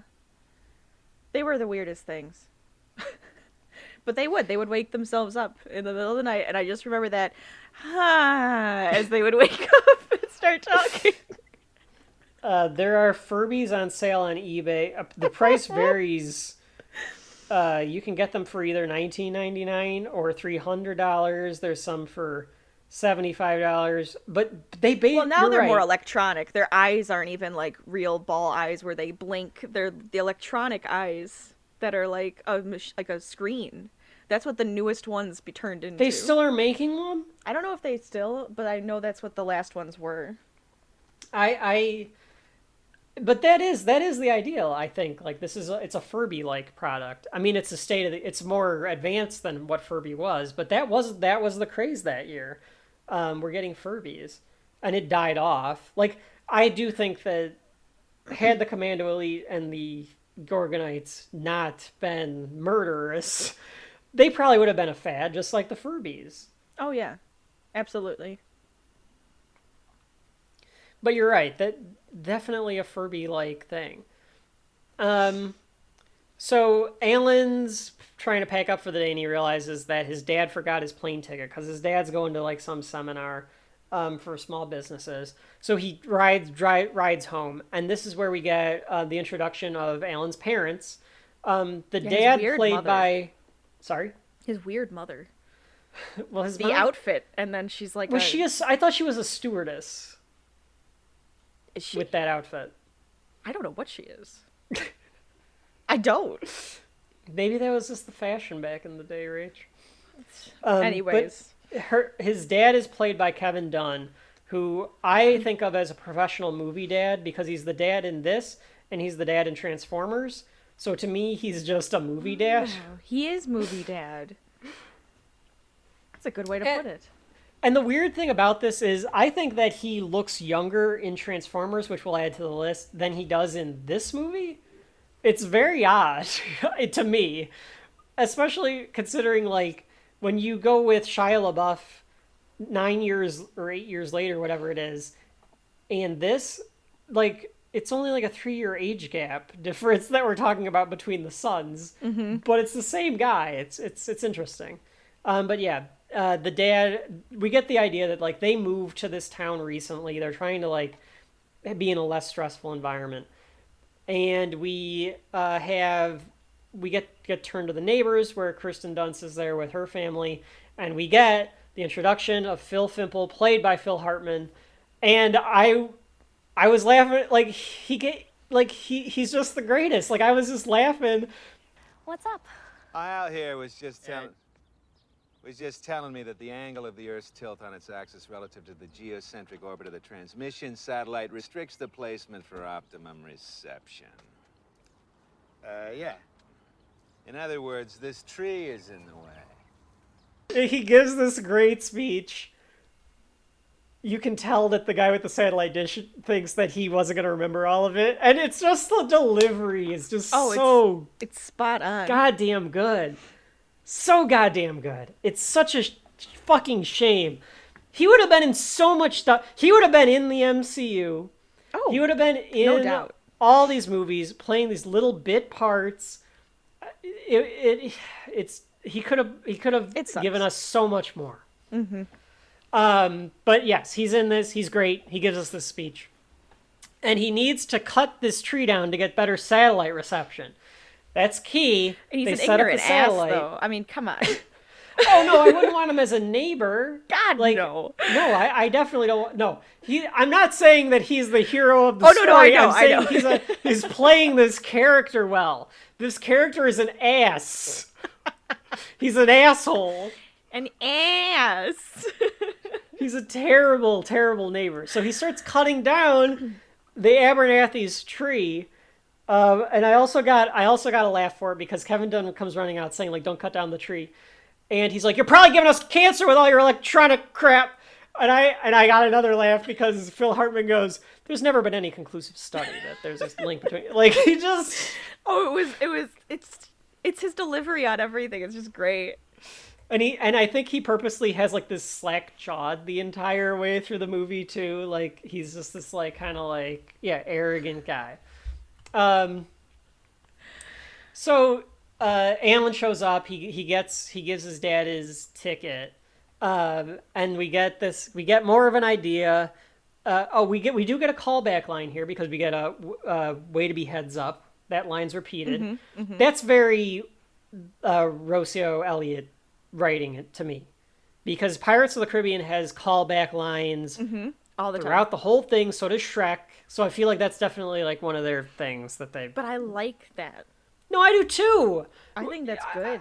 You and I we'll differ on things every now and then. We'll definitely have episodes where we do that, but Oh yeah, that'll be fun. we still have that same kind of taste in writing where we as corny or as like nowadays people are, I think, overly cynical. Where they'll be like, oh, like how fucking obvious that was going to be a callback. It's like that's fucking writing, man. Like, Right, you want to it's have supposed to- those you things want there. that. That's what makes it. That's what makes a narrative. That's what It makes brings it together. fun. I don't know. So anyway, you get this idea that like they don't trust Alan. They think he's kind of a screw up of a son, and he kind of like storms off to his room. I don't want to make this episode longer than it has to be, but the blueprints for this house I couldn't quite figure out. I want to see if you agree with me on this. He appears to have a secondary bedroom, not an attic bedroom, just a second story. Right. But he has his own staircase to his bedroom because I didn't realize that. he It's can like leave. Archer later leaves the room and is still on the second floor. But he also has like this other like staircase that goes directly to his bedroom, which makes it almost look like a Billy Peltzer Gremlins attic I was bedroom. gonna say yes. That's exactly what I'm thinking. And is it the same house? Well, it's not the same they- house. Are you sure? I'm not sure. No, I'm did they- not. Okay. To be honest, I'm not. I did not look that up. Folks at home, if it's the same house, write in, let us know. Eventually we'll have a Gmail, shelflife at Gmail or some shelflifepodcast or something like that. So anyway, he has this attic Billy Peltzer-ish looking bedroom that's also on the second floor. It's that rubber band reality so that you can do the plot. But this is where he pulls out Archer because he realizes like, oh, I didn't realize like I brought Archer home. I didn't mean to do that. Like Archer was just in the backpack. And he does the, Halt Who Goes There, so it activates Archer and you get another greetings, I'm Archer. But this time he says, who are you? Mm-hmm. And he tells him, I'm Alan, now shut up. Because he was doing his homework. And this is another line. I think this is a pretty famous line. Greetings. Cut Greetings, to. Alan. Now shut up. So you get that in there. And this whole time, Archer's kind of playing dumb. Alan's trying to get him to admit that he said it. And I think this is a whole part of like Archer's programming being to hide. He doesn't want to reveal himself until he kind of trusts Alan. Right. I agree. He has he's very soft about how he does everything. He's very calculating. Meanwhile, we go back to the store and Chip Hazard punches his way out of the box and he activates the rest of the crew and he does a roll call of the Commando Elite. So is with this wrong? with a United States flag puzzle background. Yes, which is supposed to be Patton. And we find I out just that like that it was a puzzle. They had to put that puzzle together in order to do it. I wondered if he put it together or if the dad has it hanging up. Oh, because that's true. Either way, I mean, I like your I theory just want that to see the a toys Commando putting a Elite, like puzzle they're together. like we have one mission. The mission is to kill the Gorgonites. But we need to be dramatic about it, so we're gonna put this fucking puzzle together. Yes. Let me yes, give you name the names us the of the soldiers. Commando Elite. Sound off, soldiers! Most of the cast that played the Commando Elite are the Dirty Dozen. Mm-hmm. Add that to the list of people that were in the Dirty Dozen. So we've got Kip Gilligan, as briefly mentioned, played by Ernest Borgnine. I thought they said Brick Meat Hook. It's Butch Meat Hook, which is still, it's a name, it's a Space Mutiny Mystery Science Theater name. Butch Meat Hook, played by Jim Brown. Link Static, played by Bruce Stern. Brick Bazooka, played by George Kennedy. Nick Nitro, played by Clint Walker. So they And all you can have... kind of tell what they are from their names. Right. Yeah, and they give the list of like whatever they do like as they go down the roll call. This is another great piece of the score as well during this roll call. But they talk in nothing but war cliches, and you get their tagline that there will be no mercy. As he breaks the fourth wall, kind of. So you get their idea that like he does kind of look at the camera. So you do get the idea that there will be no mercy, and I think this again goes back to the critiques of the military and the military-industrial complex of this idea that the soldiers are, and I think this is supposed to be like the real-life soldiers are just like the toy soldiers. They're programmed to do one thing and one thing only, and that is the thing they do. Right. They talk in cliches. They have a mission. They do not think. They are programmed to do what they do.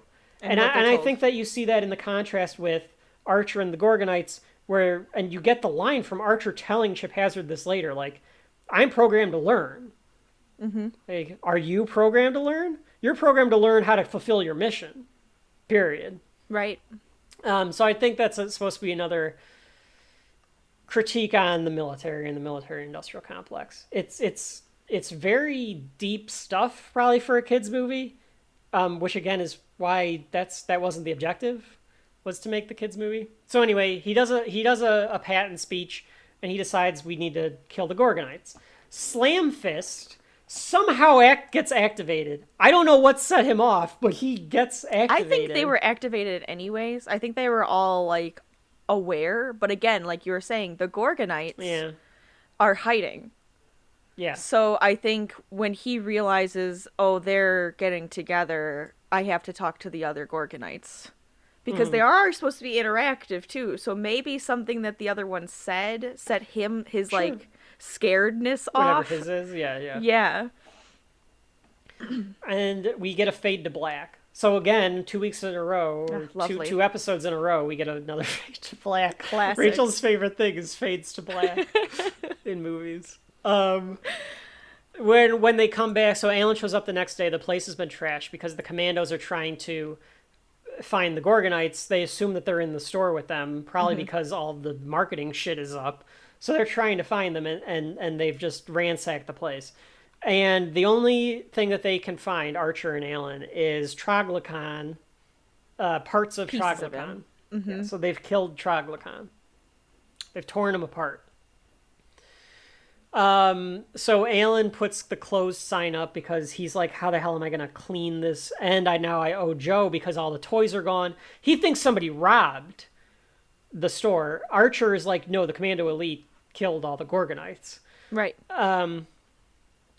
So Christy comes back and wants the toys. Her parents caved, which of course she knew that they were going to cave anyway. Of course they were. I doubt that she had the money to buy the things. And he tells her that they were stolen, and she thinks this is where you get like a little bit more of like, you know, Alan's reputation, because she's like, are you pulling an insurance scam or something? Right. And he goes off because he's like, come on.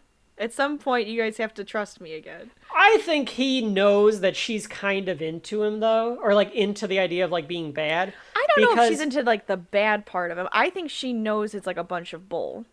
I think that he likes like having a little bit of mystery about him. Oh, though, yeah, that too, because he though. doesn't give up the ghost that it was just like, oh yeah, I like put a stink bomb in the bathroom or whatever he says. Like he Lounge, did some graffiti or something. He did graffiti. He did something else, and I think the big one was the smoke bomb in the teacher's lounge. Oh, okay.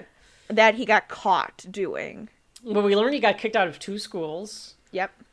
And then they do a little bit of bonding. So she helps him clean the Yeah, she does the nice store. thing and helps him clean it up. And we learned she likes Led Zeppelin. She doesn't which, like. I mean, Led Zeppelin was a big part of the music in this. Yeah, which was interesting. And that's, I think, because- why that line was well, in there. I do wonder if it's in there, but Led Zeppelin doesn't always give up the rights to their music. Yep. Which I wonder if is that like did like Joe Dante or Steven Spielberg like convince them like They must this have. is going to be kind of an edgy movie, like it's kind of like down your alley. Like, Maybe they were just excited about it. It was like the one thing they were like, yeah, I'm into it. Let's do this. But then we get one of the worst lines in this movie, Oh, God. which is, You know, you're not like other girls. I know. I hate it. I hate everything about that line. Fuck you, Alan. Rachel, I'm gonna ask you as a single man. I am single, ladies. I have never said that. I don't think, and I can't imagine it ever working. It's a bit of a line. It's a bit of a line, and I think girls are just like, oh, okay, thanks. Yeah, move on. Walk away now. She has the Han Solo reaction to it, though. She just goes, "I know." I know. Yeah, well, she is that kind of a person. Are you not a fan of Christy Fimple?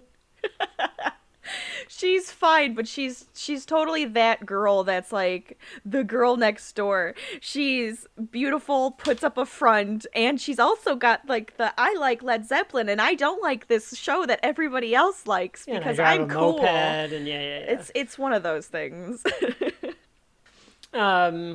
We get another reference to like he goes to a shrink now. He thinks the shrink thinks he was acting out, which we don't get a lot of backstory on that.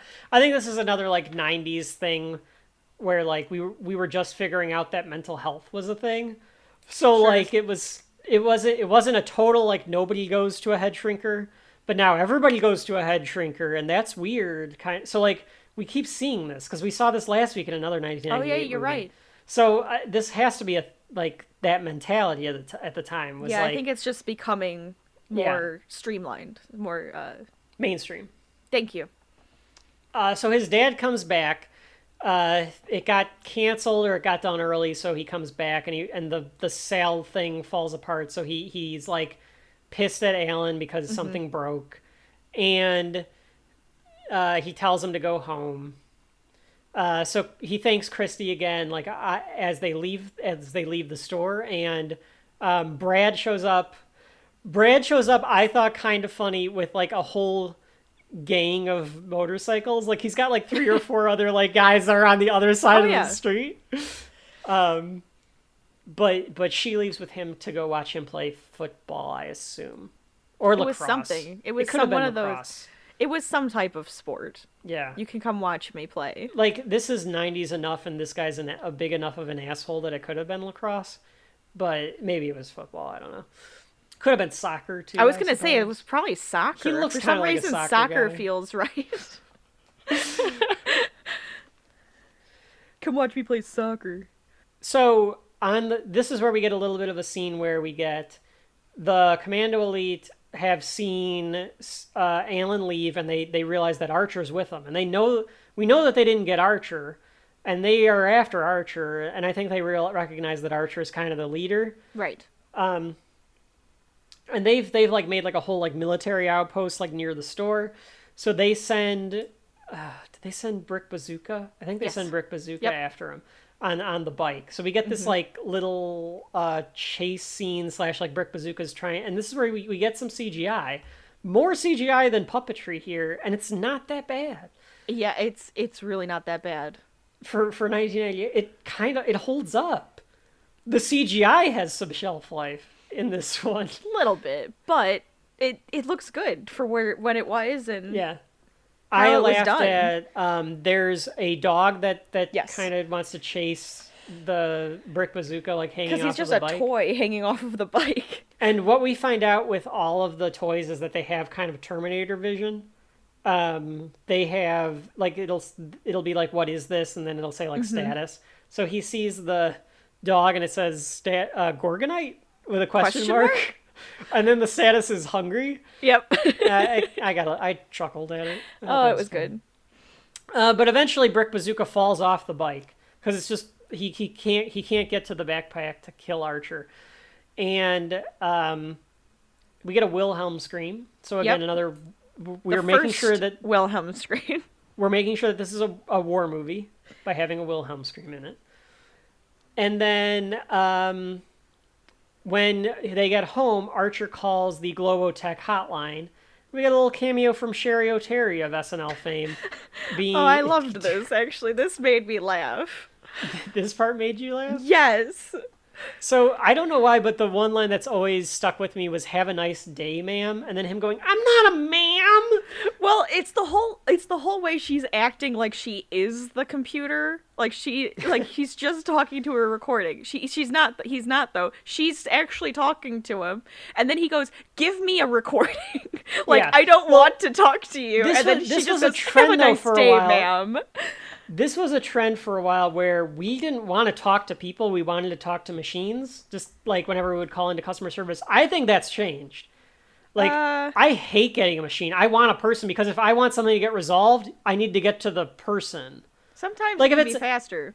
If it's a major complaint, if it's just like, oh, I need to check the balance on this gift card or whatever, like, yeah, like, just, give me the machine. But if it's something like this where it's like the Commando Elite, destroyed all of the Gorgonites, I'm Right. probably going to want to talk to a person about that. Oh, absolutely. Yes. But he leaves his name and his number to this voicemail. Then we get we cut back to Heartland Play Systems where they're doing they're doing like a little presentation about the Commando Elite and the Gorgonites. Again, it's very cynical. It's very big corporation, capitalist, only care about the bottom line. And only care about the soldiers. They only care about the soldiers. Who they are, in their head, are the those good are the guys. heroes. Yeah, they're the good guys to this company, which they'd have to be because they're warmongers. Mm-hmm. And Larry even has this line of like, they're gonna fight alongside each other to separate mommy and daddy from their wallets, and it's like, you would never say that. In a good company would never say that. Like, I'm sure there are companies out there that say that, but like nowadays, even if it's like a company that wants to be more like, you're going to try to be subtle about your end game. You're not going to flat out say that, even in an internal meeting, which I think is supposed to be another, like, one, this is the 90s. Right. Capitalism is running rampant. There aren't any controls. This is before Enron or SOX or any of that stuff. And two, this company doesn't give a shit about the morals or the lessons or anything that they're exhibiting out to the people. Right. But Gizmo, Irwin, Yep. tells Larry that there might be a problem. And this is where we find out that you put munitions chips in toys, which I think is a trailer line. Probably. What other chips was he supposed to put in, though? I don't don't understand know. why it was his job to find the chips, but that's whatever. He still acts like it's not a big deal. Yeah, but clearly Irwin thinks that there could be a problem here, and they eventually we'll just talk about this scene now because it kind of goes back to the Gorgonites and the Commando Elite, but eventually they decide to find out more about the X-1000. So they go talk to engineers. They go into a clean room that they're like building chips. And we learn a little bit more about the X-1000, which is like, it's this like state of the art mad scientist like microchip. Right. It's not artificial intelligence, it's actual intelligence. And like you Which get is like, oh, okay. Yeah, you get Ralph the chip guy who's like, Right. this is a masterpiece. It's a work of art. And they wouldn't use it only because it could be thrown off by electromagnetic fields, EMF. Yes.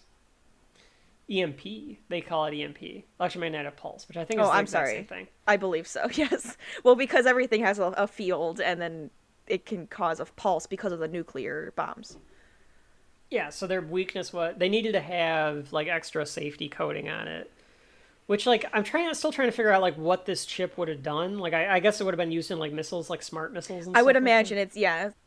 Only thing, other than we learned the weakness of the chip, which comes into play, is that Ralph sneezes in a clean room, which I don't think you can do. He had the whole suit on. Yeah. You can't sneeze in a clean room when you have the suit on. There's nothing to make you sneeze. It Yeah, should be a clean I don't know room. what made him sneeze, honestly. But like you've got a suit on Something- and you're in a clean room. You can't Yeah, so sneeze. what was in your suit that made you sneeze? Like he was just getting so excited he sneezed? Is that a thing? Do people get sneeze when they're excited?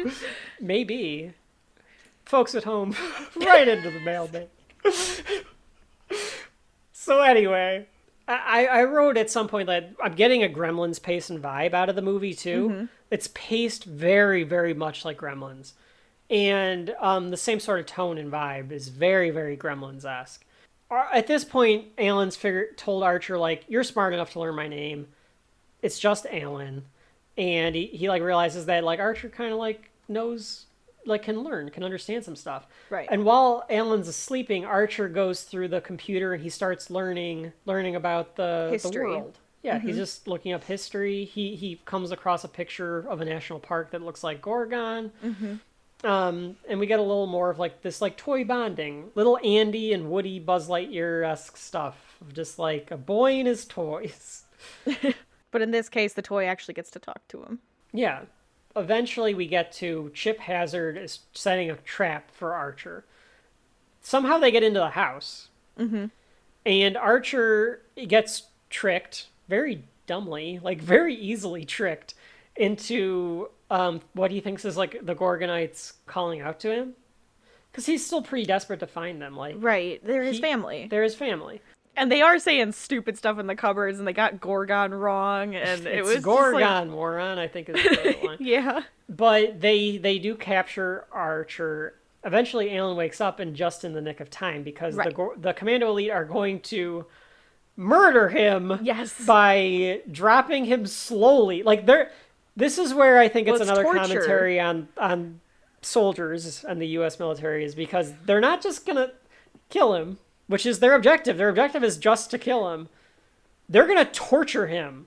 They're going to kill him in the most brutal way possible. Well, they're torturing him because they still haven't found the other Gorgonites. Oh, you're right. So they're trying trying to get find the him to rest say, of them. where are Yeah. they? Yeah. So it's torture in order to find out information. You're right. Yeah, so even worse. We find out that it's actually pretty easy to take these guys down. Because at first, Alan goes to, like, get Archer off, and they cut him with something. It looked like a little saw, like one of those little ones that you do in, like, woodworking. Yeah, well, they do steal the dad's woodworking tools. Okay. Because his dad thinks that he pawns the woodworking tools to Right. repay Joe. So they do have the woodworking tools, so that must be what it is. Because it was like one of those little razor blades. Yeah. And I'm like, oh, could you Which imagine looked like it getting hurt like hell. sliced with that? He Yeah. probably needed stitches. But he just takes it away right away. He's like, give me that. And just grabs it from him and cuts Archer off. And then he shoves. So at this point, I think the soldiers are only targeting the Gorgonites. They didn't attack Alan or anything because they don't know that they think the humans are just civilians. But at this point, Alan becomes an enemy. Because he dumps poor Nick Nitro down the trash compactor, cuts him in half. Yep. It's very sad. Pour one out for Nick Nitro, folks. Jeez. While this is happening, his parents wake up and they find him in the kitchen and they're like, what the hell's going on? Right. So, at some point, and I thought this was kind of a dick move for Archer. So he's like, it's the toys, Oh, yeah. the toys are alive. At some point, he had told him to shut up. Alan and leave told him to, like, alone. don't shut up, not a word, which I did laugh at not a word because Archer's mouth opens back up. He's like, not a word. Like, don't try. That got a giggle. And this is where I thought that this also has a Transformers vibe going on. Mm-hmm. This reminded me of that scene in Transformers where the Autobots are trying to hide Yes. as well. From the parents. Yeah. So... And we got a kitchen fight, which reminded me of Gremlins. Oh, yeah. And Alan's trying to prove to him that Archer can think. And Archer doesn't won't, say a won't word. talk. So, like, later on, he's like, thanks a lot. Like, why didn't you stick up for me? And he replays the message he line, said to him. Which, like, Archer, he saved your life. Like, I think Yeah, now you you're guys just are being even. kind of a dick. That's a Yeah. dick move. Like, come on. You're not vindictive. What are you doing? But Archer realizes here that the Gorgonites aren't dead because Chip Hazard still is looking for them. Mm-hmm. We also find out that the commandos have taken over the garage. So now they have all the weapons that they could want. Oh yeah, they have like little montages of them like getting smarter by building better weapons out of just like home things. Which is probably another piece of commentary as well. Yeah. Because they go, which we find out later, all out Oh yeah. with this stuff. Flamethrowers and everything. And we get the line that Nick Nitro dies. Yes. In Commando's arms, but this is where I think Chip decides that now Alan is also an enemy, and he's anybody big. because he's with the Gorgonites. Right. He took a side. You took a side. You're against us. So now Alan's got himself mixed up in this. He could have walked away. They're fucking toys, like, but he got himself involved. So now he's going to be part of this problem. So the next day, Alan and Archer are trying to figure out where the Gorgonites could be. And we get this back and forth between Archer and Alan that where Archer is telling Alan that, like, we can't fight. We're programmed to lose. Mm-hmm. We're programmed to hide. And he's like, that, like, what a crappy, like lose and hide. Like, that's right. ridiculous. So they're trying to figure out, like, well, where would you go if you were, like, a loser? You have no self-esteem. And they realize, like, they're hiding in the dumpster behind the store. And they find them. I thought we get, like, a bit of a Star Wars reference with the eye coming up. Oh, yeah, it might be. That's a Star Wars reference. There's also a Gizmo Dark keychain. Forces. Oh, you thought Gizmo? There's a Gizmo keychain. And then I think there was that. Yeah, I think that is a. Because that's what Oculus kind of looks like. And then there's there's a gremlin's head apparently in Alan's room too. A gremlin skull. He's a skull. Yeah. Is that Stripe's skull? I don't know. Maybe that guy. Maybe they're related. Yeah, I haven't been thinking about it. Been trying to raise these kids. You are right, though. So then the Gorgonites, they find the Gorgonites, they all bring them back to the room. And this is where I find out that I hate the Gorgonites. They're fucking annoying. The only one I do like Archer. I think Archer's cool. I hate the rest of these goddamn things. They're so annoying and they're so stupid. But they do watch wrestling for like 10 seconds. Yeah. It's The Rock getting power slammed by Ahmed Johnson. So this is, I think, the debut film of Dwayne Johnson. Wow. I think this might be it. Can we tweet that? I kind of want to know. I'm going to tweet that to Dwayne. I'm calling him Dwayne. We're on first name basis. You're on a first name basis. Was this your debut as a movie star? Was your cameo in Small Soldiers? And then just have that clip. So this is the point where Christy calls him to see if he got grounded. So I don't know when they exchanged numbers. I guess when they were cleaning up the store or whatever. And she's listening to Tom Sawyer because she's cool. She's got the Led Zeppelin poster. She has a poster that says war is not good for children. It's not good for anyone. Like, we get it. I missed that. Okay. Yeah. There's like a flower, like poster in there. She's moving the Gwendy dolls. Mm-hmm. Because like me, everything needs to be in a specific spot in the room because that's where it belongs. That's how I was like when I was 3 years old, though. Go ask Grandpa. He'd be like, he would take like a toy or something and like move it out of place to just watch me put it back in place because he thought it was hilarious that that's what I would do. But anyway, she has a ton of Gwendy dolls. Yes. Which are just rip-off Barbie dolls called Gwendy dolls. So he asked her to go to a movie or something. And she says she only dates older guys. It's nothing personal. And then we get another scumbag Alan and kind of scumbag Christy too. Because he's like, well, what about unofficially? Or superficially? Because she says she's officially dating Brad. Right. And she's sort of... She pushes it. And flirting with him. Yeah, she's like, well, there is this troublemaker guy. And I don't even know why he says this line. Oh, but this man. is the line that the commandos use against him, which is like, I'd be willing to give it all up for you.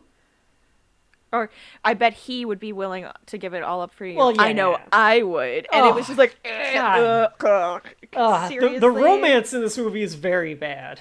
It's so bad. I mean, there are teenagers, but come on. Come on. But this cuts to Link Static was wiretapping them. Yep. Again, another signal that, like, the fucking toys know how to wiretap, so that when you don't know, like, clearly somebody is listening to us right now. That's, like, while we're recording, not even just... I mean, I well, it's hope out- they're listening to us. I hope so. You know what? Government, if you're listening to us, please email us. Let us know what you think of us. Yeah, I hope you're having a good time. I know it's a very stressful time right now in the country, so I hope that we're giving you some brevity if you're listening in. We cut to the garage, and the commandos are awesome engineers. They can do all this stuff when they're just like plastic. They're putting together these tools of war, basically, at this point. And Hazard gets the idea that he's going to use Christy to get to Alan. Cut to Phil Hartman playing me in a movie because he's unveiled his new big screen TV with surround sound, and he can't quite get the picture exactly like he wants. It's a little fuzzy. Yeah, he's messing with it, which, like, a 1998 big screen TV probably looked like horse shit at the. It looked it like looked shit. fuzzy from our point of view too. Yeah, but I mean, I do that with my TV now, as you know. If it's depending on what's on, I need to change the settings of the TV because everything has a particular setting.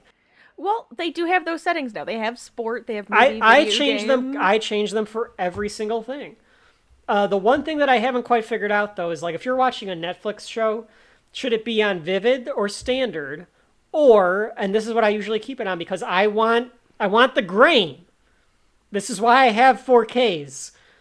And Steven Spielberg and DreamWorks, if you're listening, we want Small Soldiers on 4K, obviously. I want that grain. I put it on Cinema Home. Not custom cinema. I'm not good enough to do that yet, but Cinema Home is what I put it on. But with some of these Netflix shows, I feel like they don't film it that way because it's Netflix and they're not connoisseurs of film all the time. So some of that stuff might not have to. I don't know. Anyway, Rachel's staring at me like she wants to go to bed. I haven't eaten dinner yet, so let's move on. This is where Phil Fimple, and his wife sit down to watch a war movie, and this is where we get one of the greatest lines in cinema history. I think World War II was my favorite war. It's beautiful. It's poignant. It sums up the theme of the movie. I don't know if it was improvised or not, but Rach, you and I have been saying this for at least 20 years. Yep. Yes, we have. And it, I know we're already running long, but I need to talk about this line. I don't know if it was in the script or not. I really don't. It's true, because they just pan. They're just panning of them just to give, like, the idea that they were in the room. Because the whole idea is that the commandos have found, like, some sort of drug that's going to put these guys to sleep because they're trying to make sure that they can mess with Christy without the parents getting involved. It's a line that speaks to the fact that we are sold war as consumers. We have favorite wars, which is disturbing. Well, some of us have favorite serial killers, so that's a whole other thing. but that is, like, the whole idea of, like, the critique of it. Right. And World War II, as Americans, is our favorite war. Yeah, probably. It's the most, like, interesting. It's the easiest one to wrap your head around. There's a clear evil. There might be some murky good guys, but it's the easiest one to kind of pinpoint when America became America is because of World War II. I love that line. I love saying it. We say it all the time. Even in weird situations.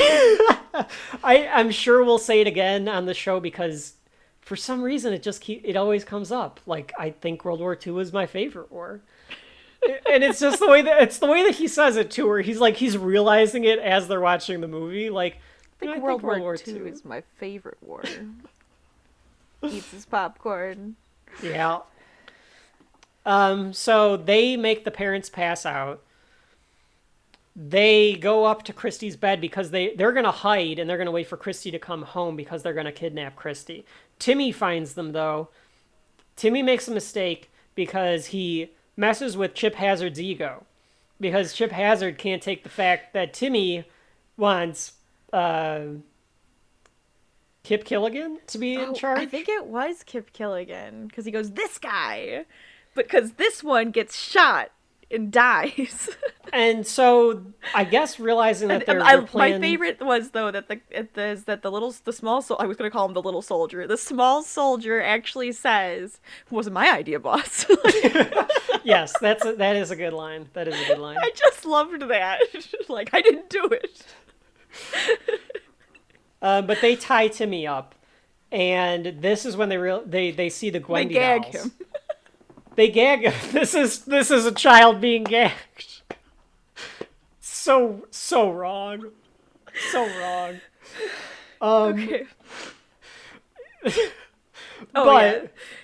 They see the Gwendy dolls and they over-sexualize them like crazy. Ridiculous. There's a shot. Thing. There's a 3-second shot of a bed. I know. I said the same thing. A bed. A Barbie's bed.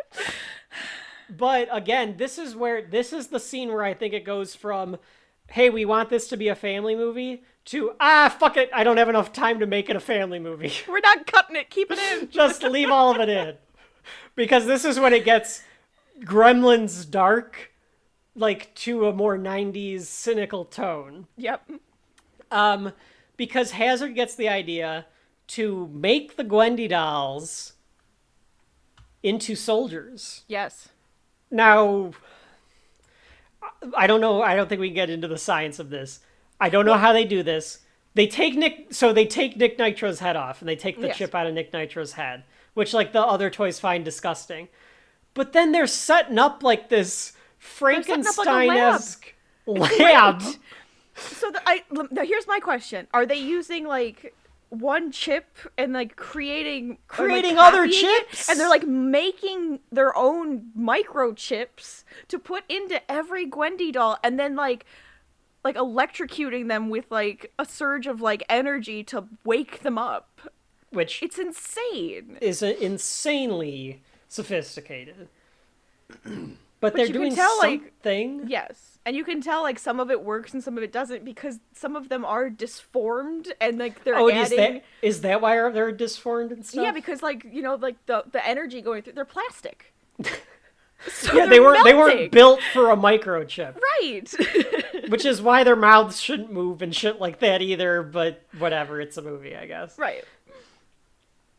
Movie magic.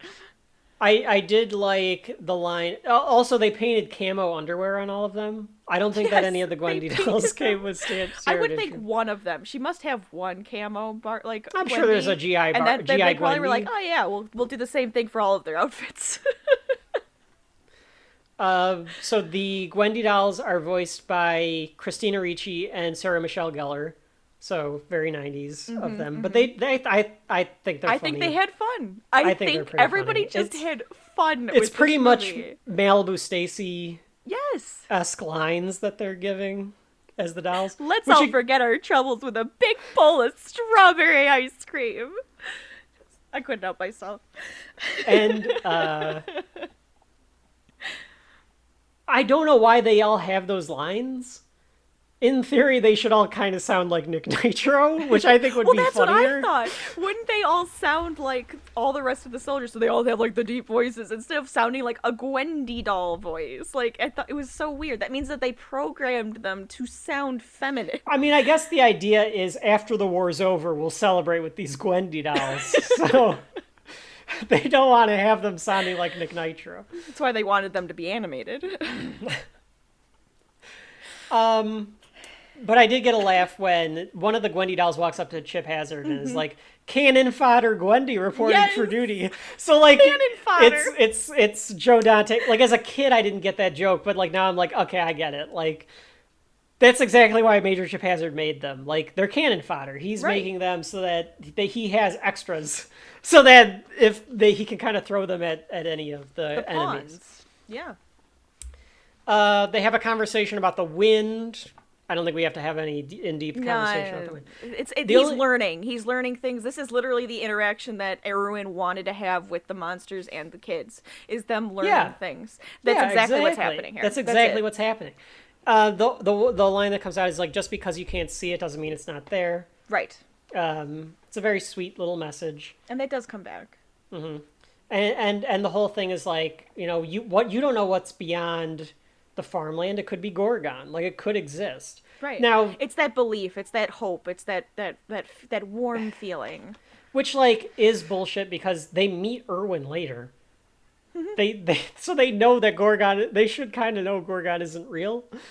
The creator. Oh yeah, the one goes, they're the creators. That's the creator, yeah. Okay, I'm sorry. So, like, they should know that there is no Gorgon because he created us. But I guess they still feel like, well, we don't really belong here. We're going to try to go find our Gorgon. home. And they found that picture of the forest preserve, and we're like, well, I guess, yeah, they'll just go to that forest This is our preserve. place. This is our home now. So Christy comes home. Brad tries to get into the house. She's too smart for his crap. So she kicks him out. Brad isn't really a character in this movie. He's in there for like 2 scenes. I did like that she opens the door and throws the blanket. I don't know how those toys got Timmy downstairs into the closet. No idea. They must have dragged his ass down there. But she doesn't realize they're there. She goes up to their room. And this is pretty terrifying. Oh, man. Like, this is a scary scene where, like, all the Gwendy dolls attack her. Yes. And they start, like, tying her up and jumping on top of her, and the one says, does her head come off? And which is a pretty good line. Brad hears her scream and runs back in to save her. This is great, though. Okay, well, I'll let you explain this part. Okay, so Brad comes in, and he has the best reaction. You open the door, and you're just like, what the hell is happening? And then the Gwendy dolls see him and are just like, oh, a man, and like jump him, like they're climbing on top of it. They're swinging each other up to him and stuff, and he's like hitting them and knocking them off. And Chip says like, sir, you don't hit a lady. And then they blow fire at him with a blowtorch and light his pants on fire. He falls down the stairs. I mean, just the bottom of his pants are on fire. He falls rolling down the stairs, okay? And then he takes his pants off. Before they're off, the fire is out, and he just leaves her there. He doesn't even go back to try to save her. He runs out of the house and is gone. Okay.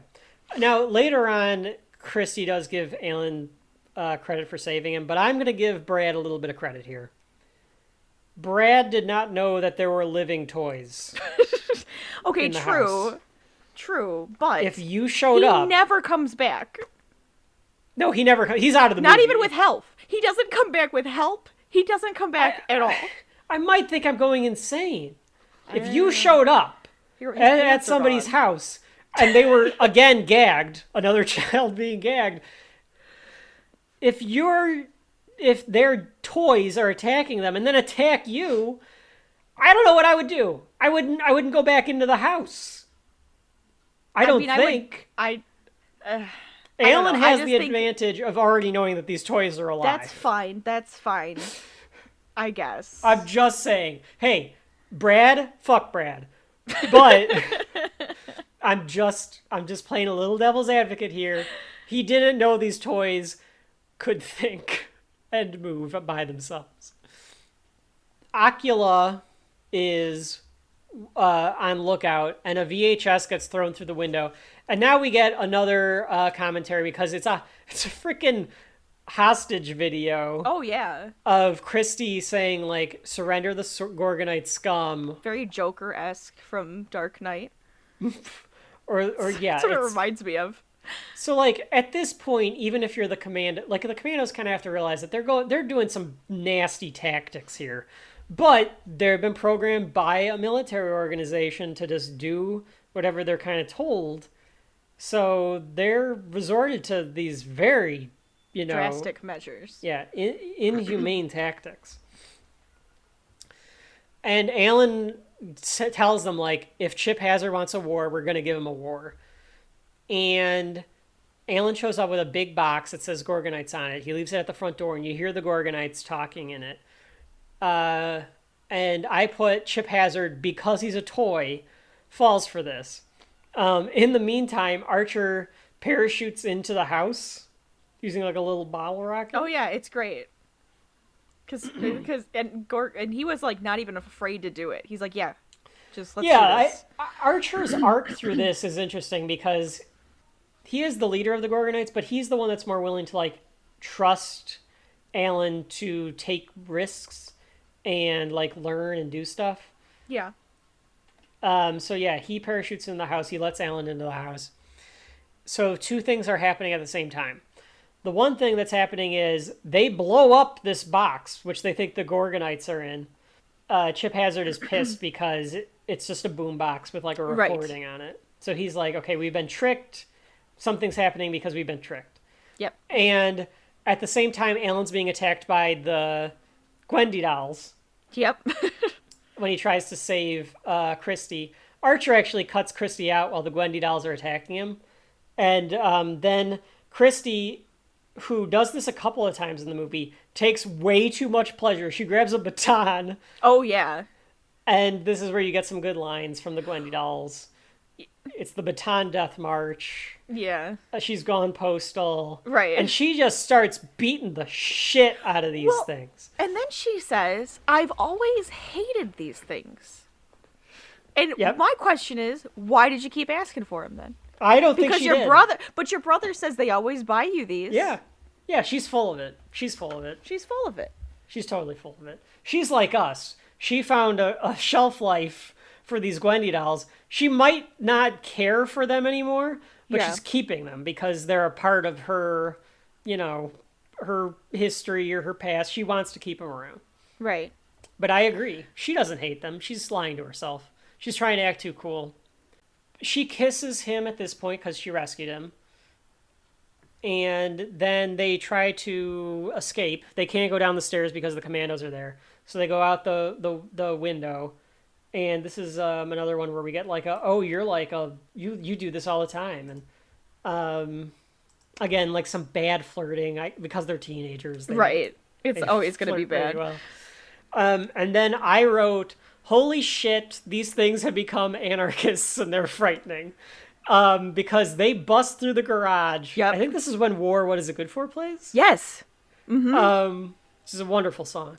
But this is all puppets too, you can tell. Oh, it's great. They're all on like skateboards and like connects stuff. And they're like chasing them on Christy's moped. They're chasing Christy, Archer, and Alan. The only thing to point out here is they are using some deadly weapons. Yes. The thing that made me churn a little bit was Alan gets shot in the legs with the corn cob holders, like the end of like a corn cob.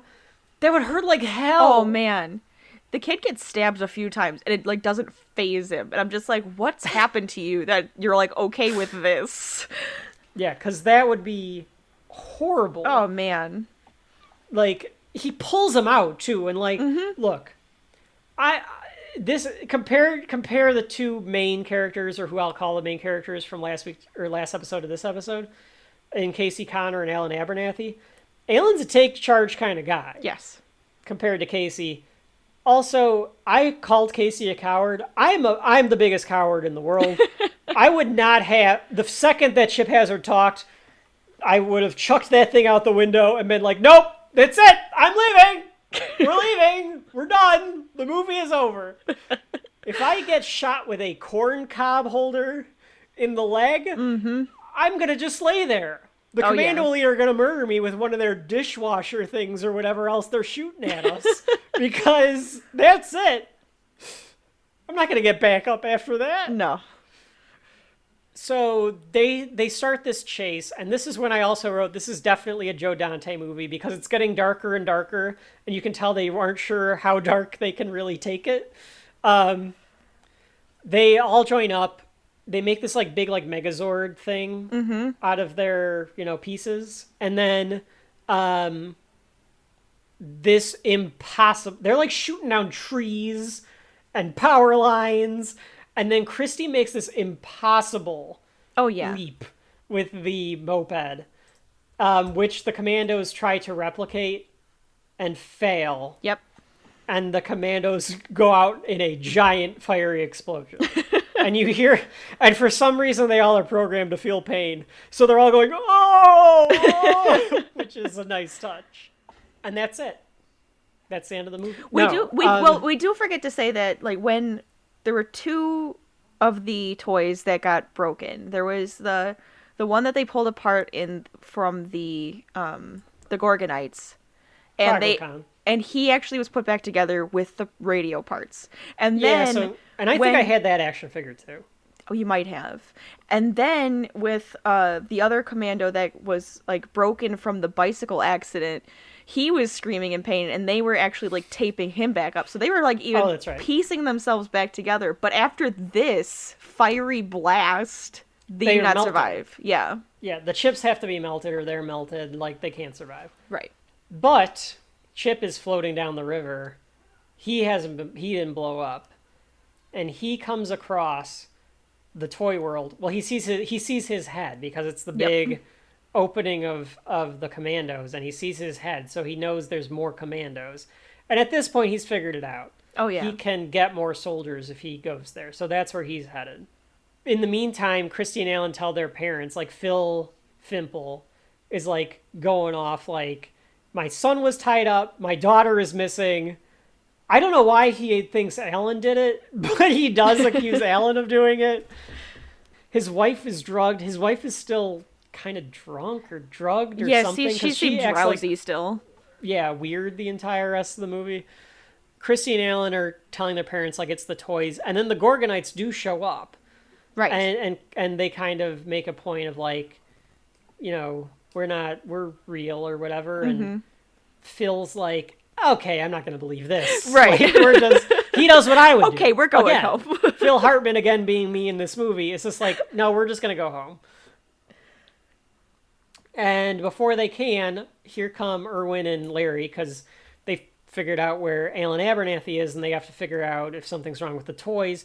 They've already recalled the toys, we find out, because Joe's picking up the shipment to take the toys back. At Toyland. And Chip Hazard takes him hostage. Yes, and that's how he gets all the toys. Which, again, like, this whole thing of, like, he's going to use... We kind of get the idea that he's going to use this whole, like...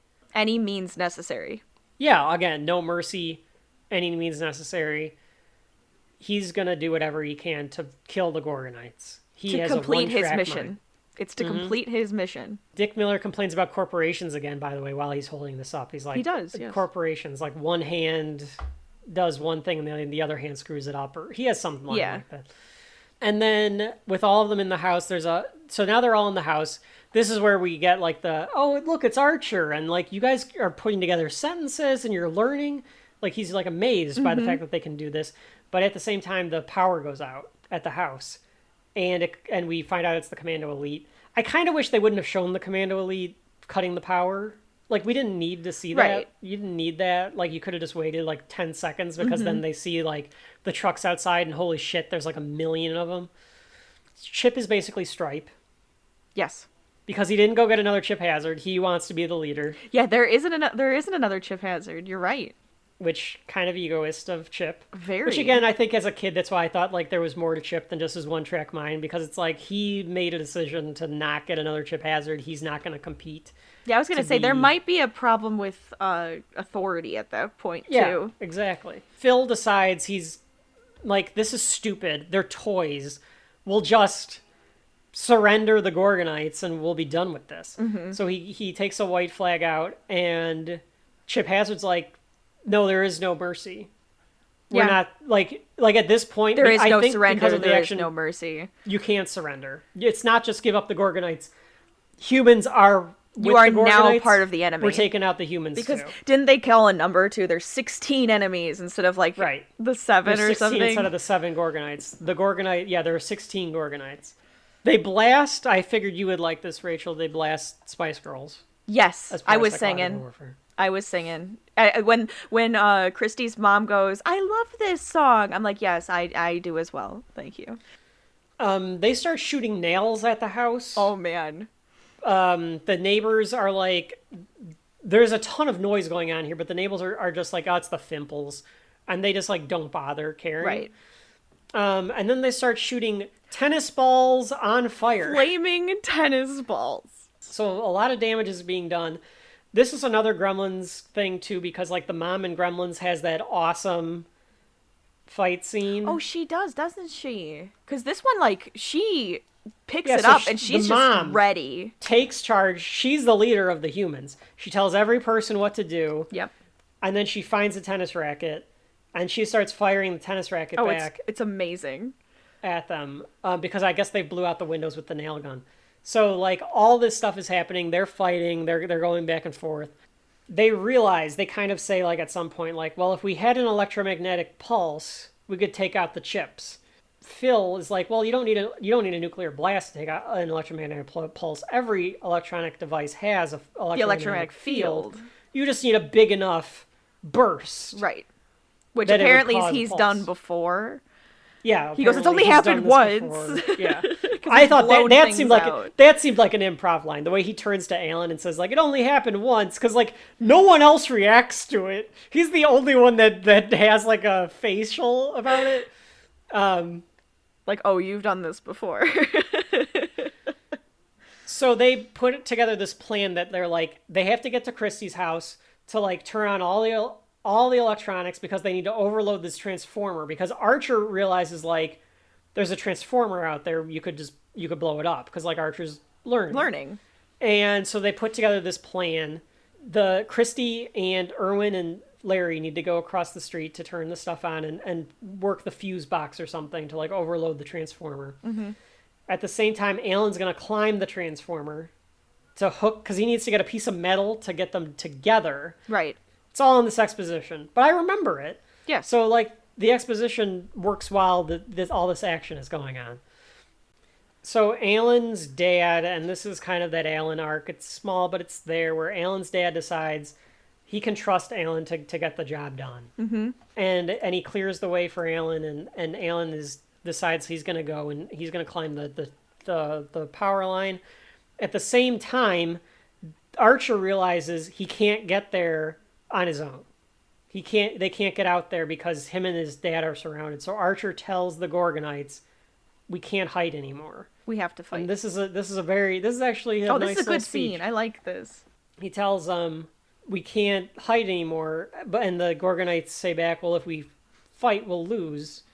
And Archer says, if we don't fight, we'll still lose. And it's like there's your little lesson. There's a little lesson to be had there.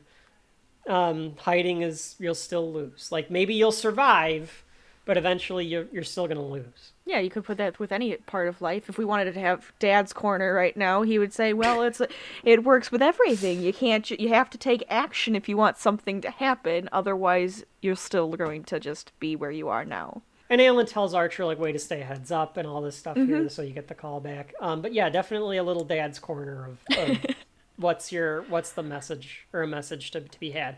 So the Gorgonites start fighting back, and the Commandos are not prepared for this because they think that they're just going to be a cakewalk.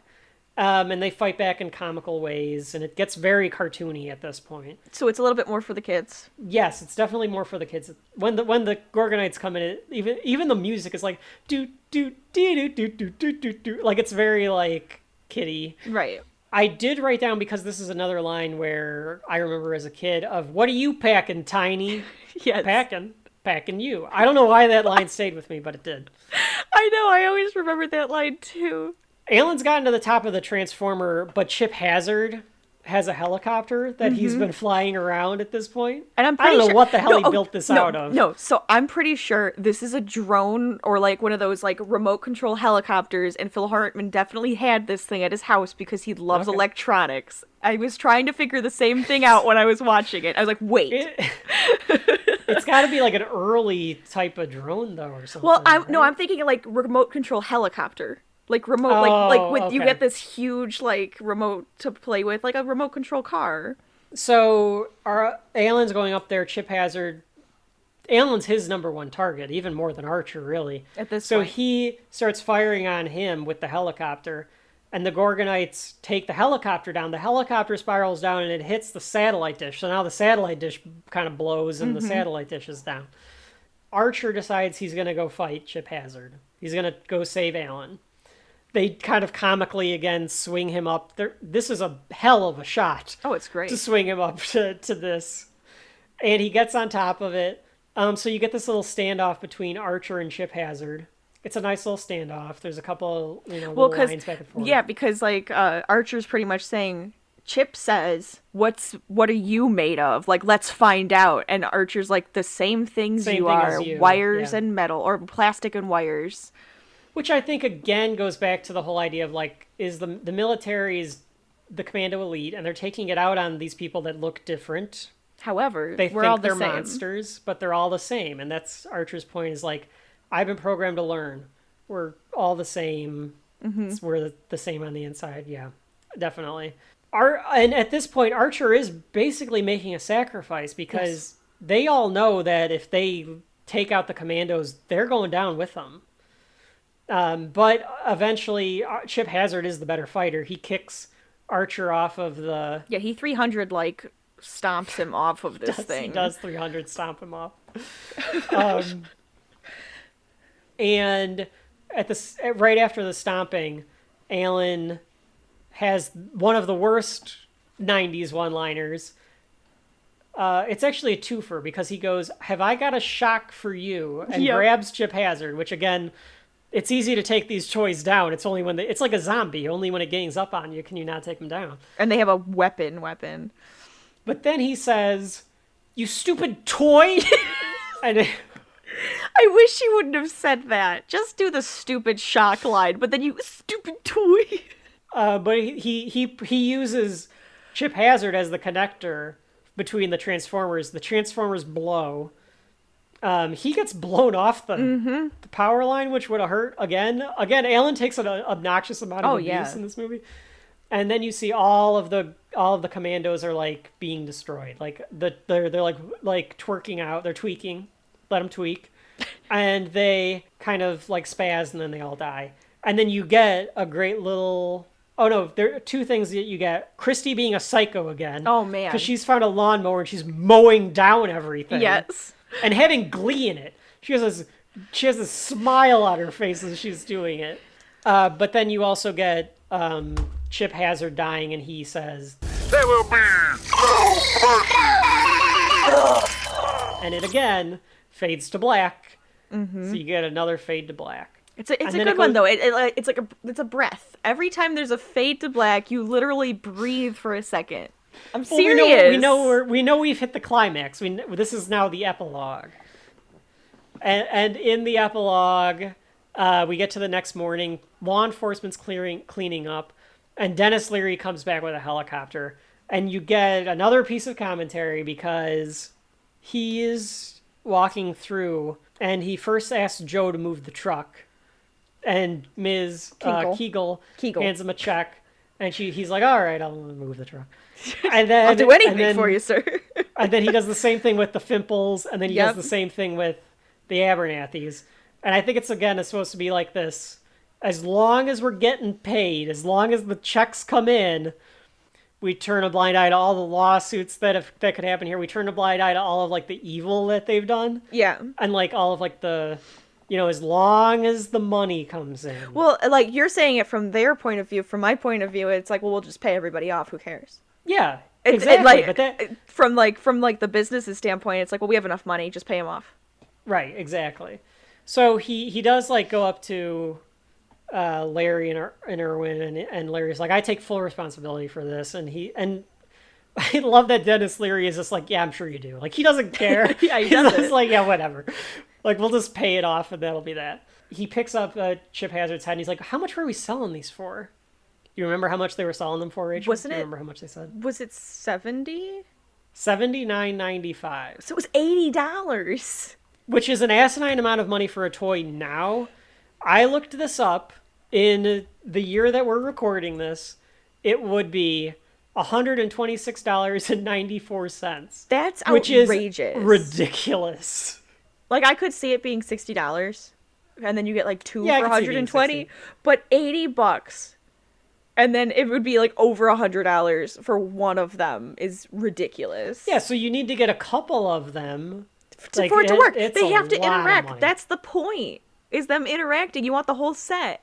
Come on.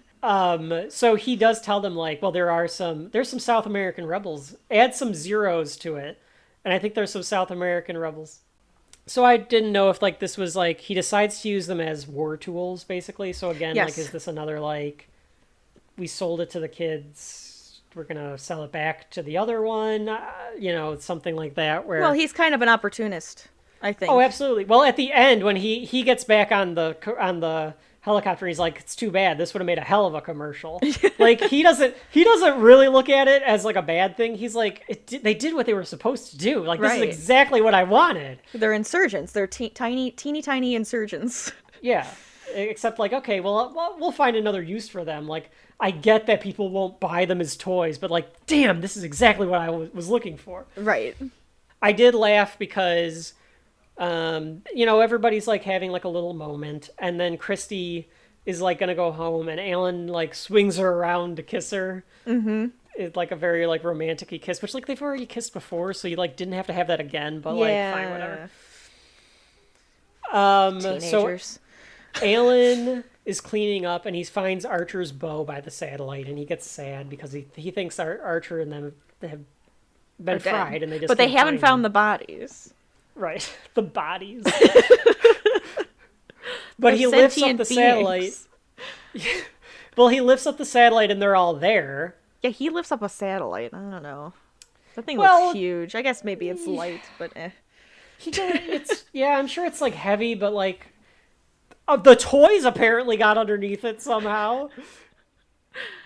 Archer does his greetings, I am Archer, but he keeps saying it. So Alan's like, oh, great, you guys got fried just like the Commandos. And then Archer's like, wait, the Commandos are dead? Which I think is hilarious. I loved it that they were pretending that they were fried. Just in case the Commandos were alive. Like, we're dead! That and the fact that he calls them dead. Like, you're a toy! But then he turns and he kind of surprisingly is like, Gorgonites, we won. It's like, oh, and they're all like very pleasantly surprised. They're all like, oh, how about that? Like, what a twist. Yay, look at that. Well, because they weren't programmed to win.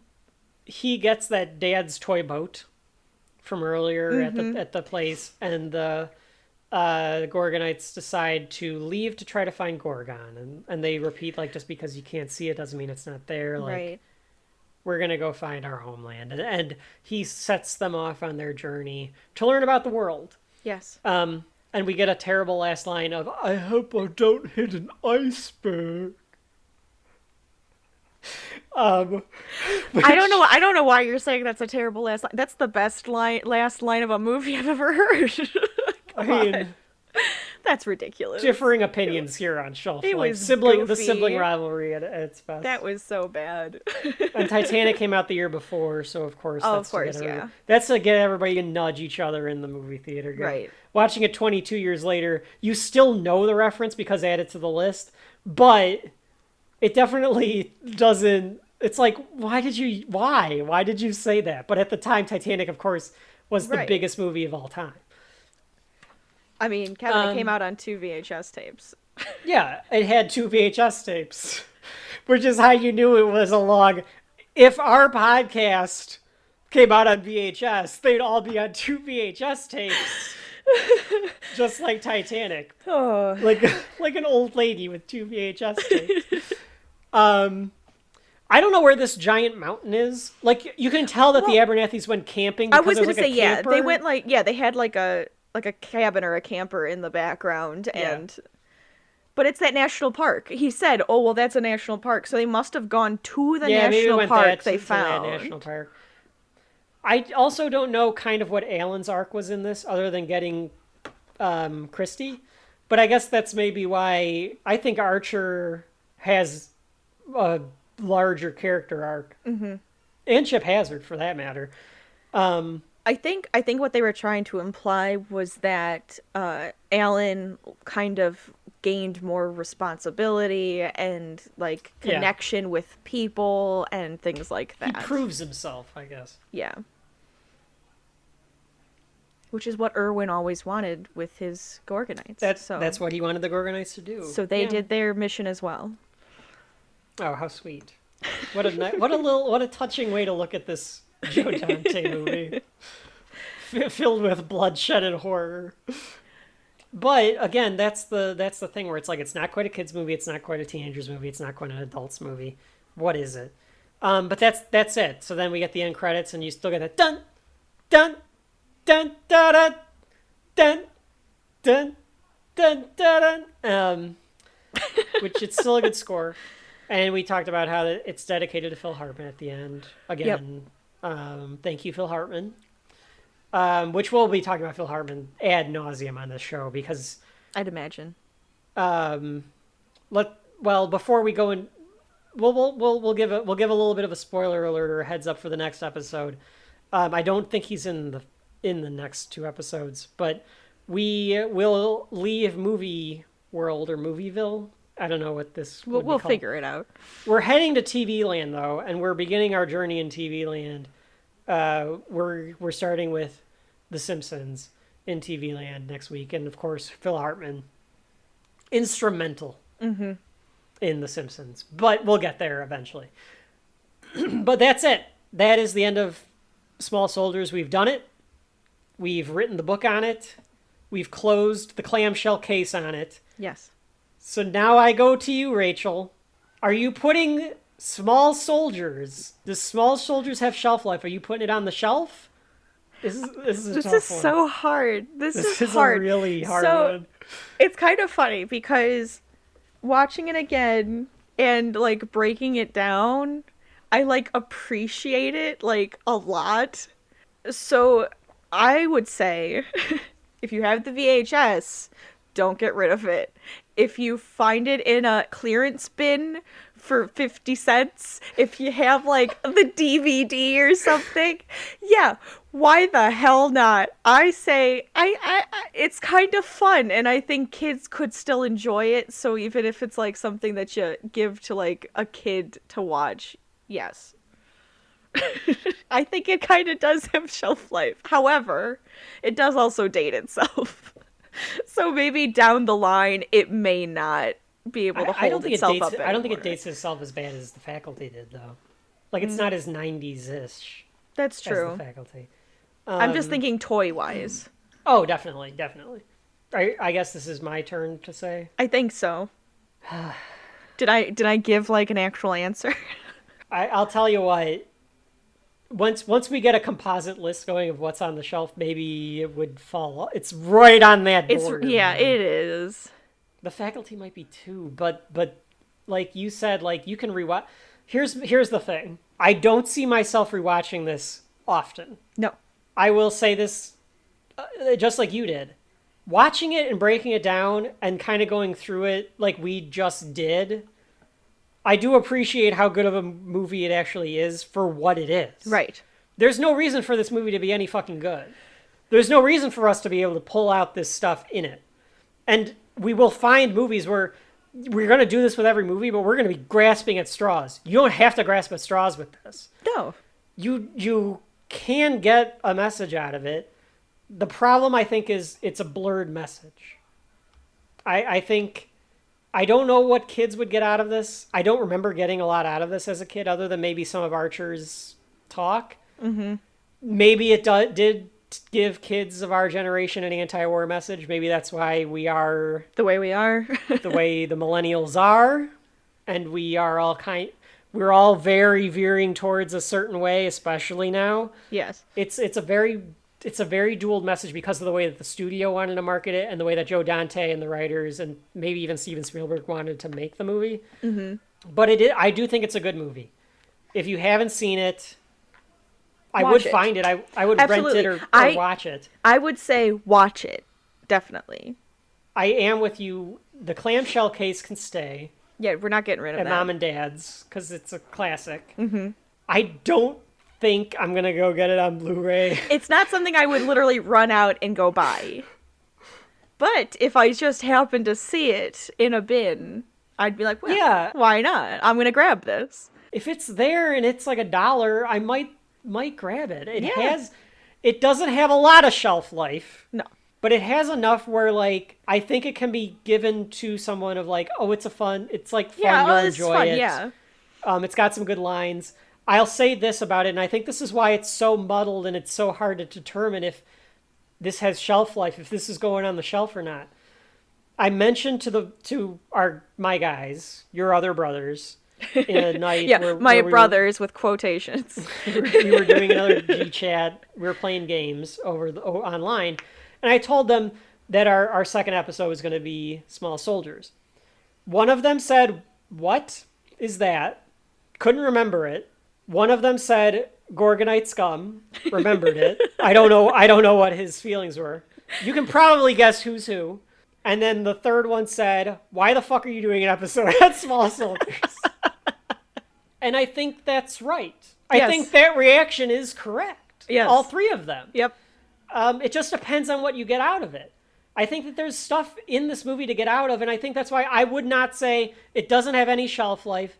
But nowadays, I'd probably tell people if you really liked it, and I don't fault you if you really like it at all. No. You can go get the Blu-ray. You can get the digital copy. You can rent it. You can see it. Like you said, it's got a little bit, but it's definitely not we need to have it on the shelf. Right. It's in a box. It's in the house. It might just not be on the shelf. Yeah. But I still do think it's a good movie. I think everybody did a good job in it. And Absolutely. and, I think they had fun, and that's what made it fun to watch. So that is our second episode of Shelf Life. Anything else to add, Rachel, before we leave? I think World War II is my favorite war. I don't think there's anything else I can say after that. So the next episode, The Simpsons Season 1, Part 1, because you think I'm talking a lot now. Wait till I get teary-eyed talking about The Simpsons. So, I'm Kevin. I'm Rachel. This has been Shelf Life. Thank you all for coming. We'll see you next time.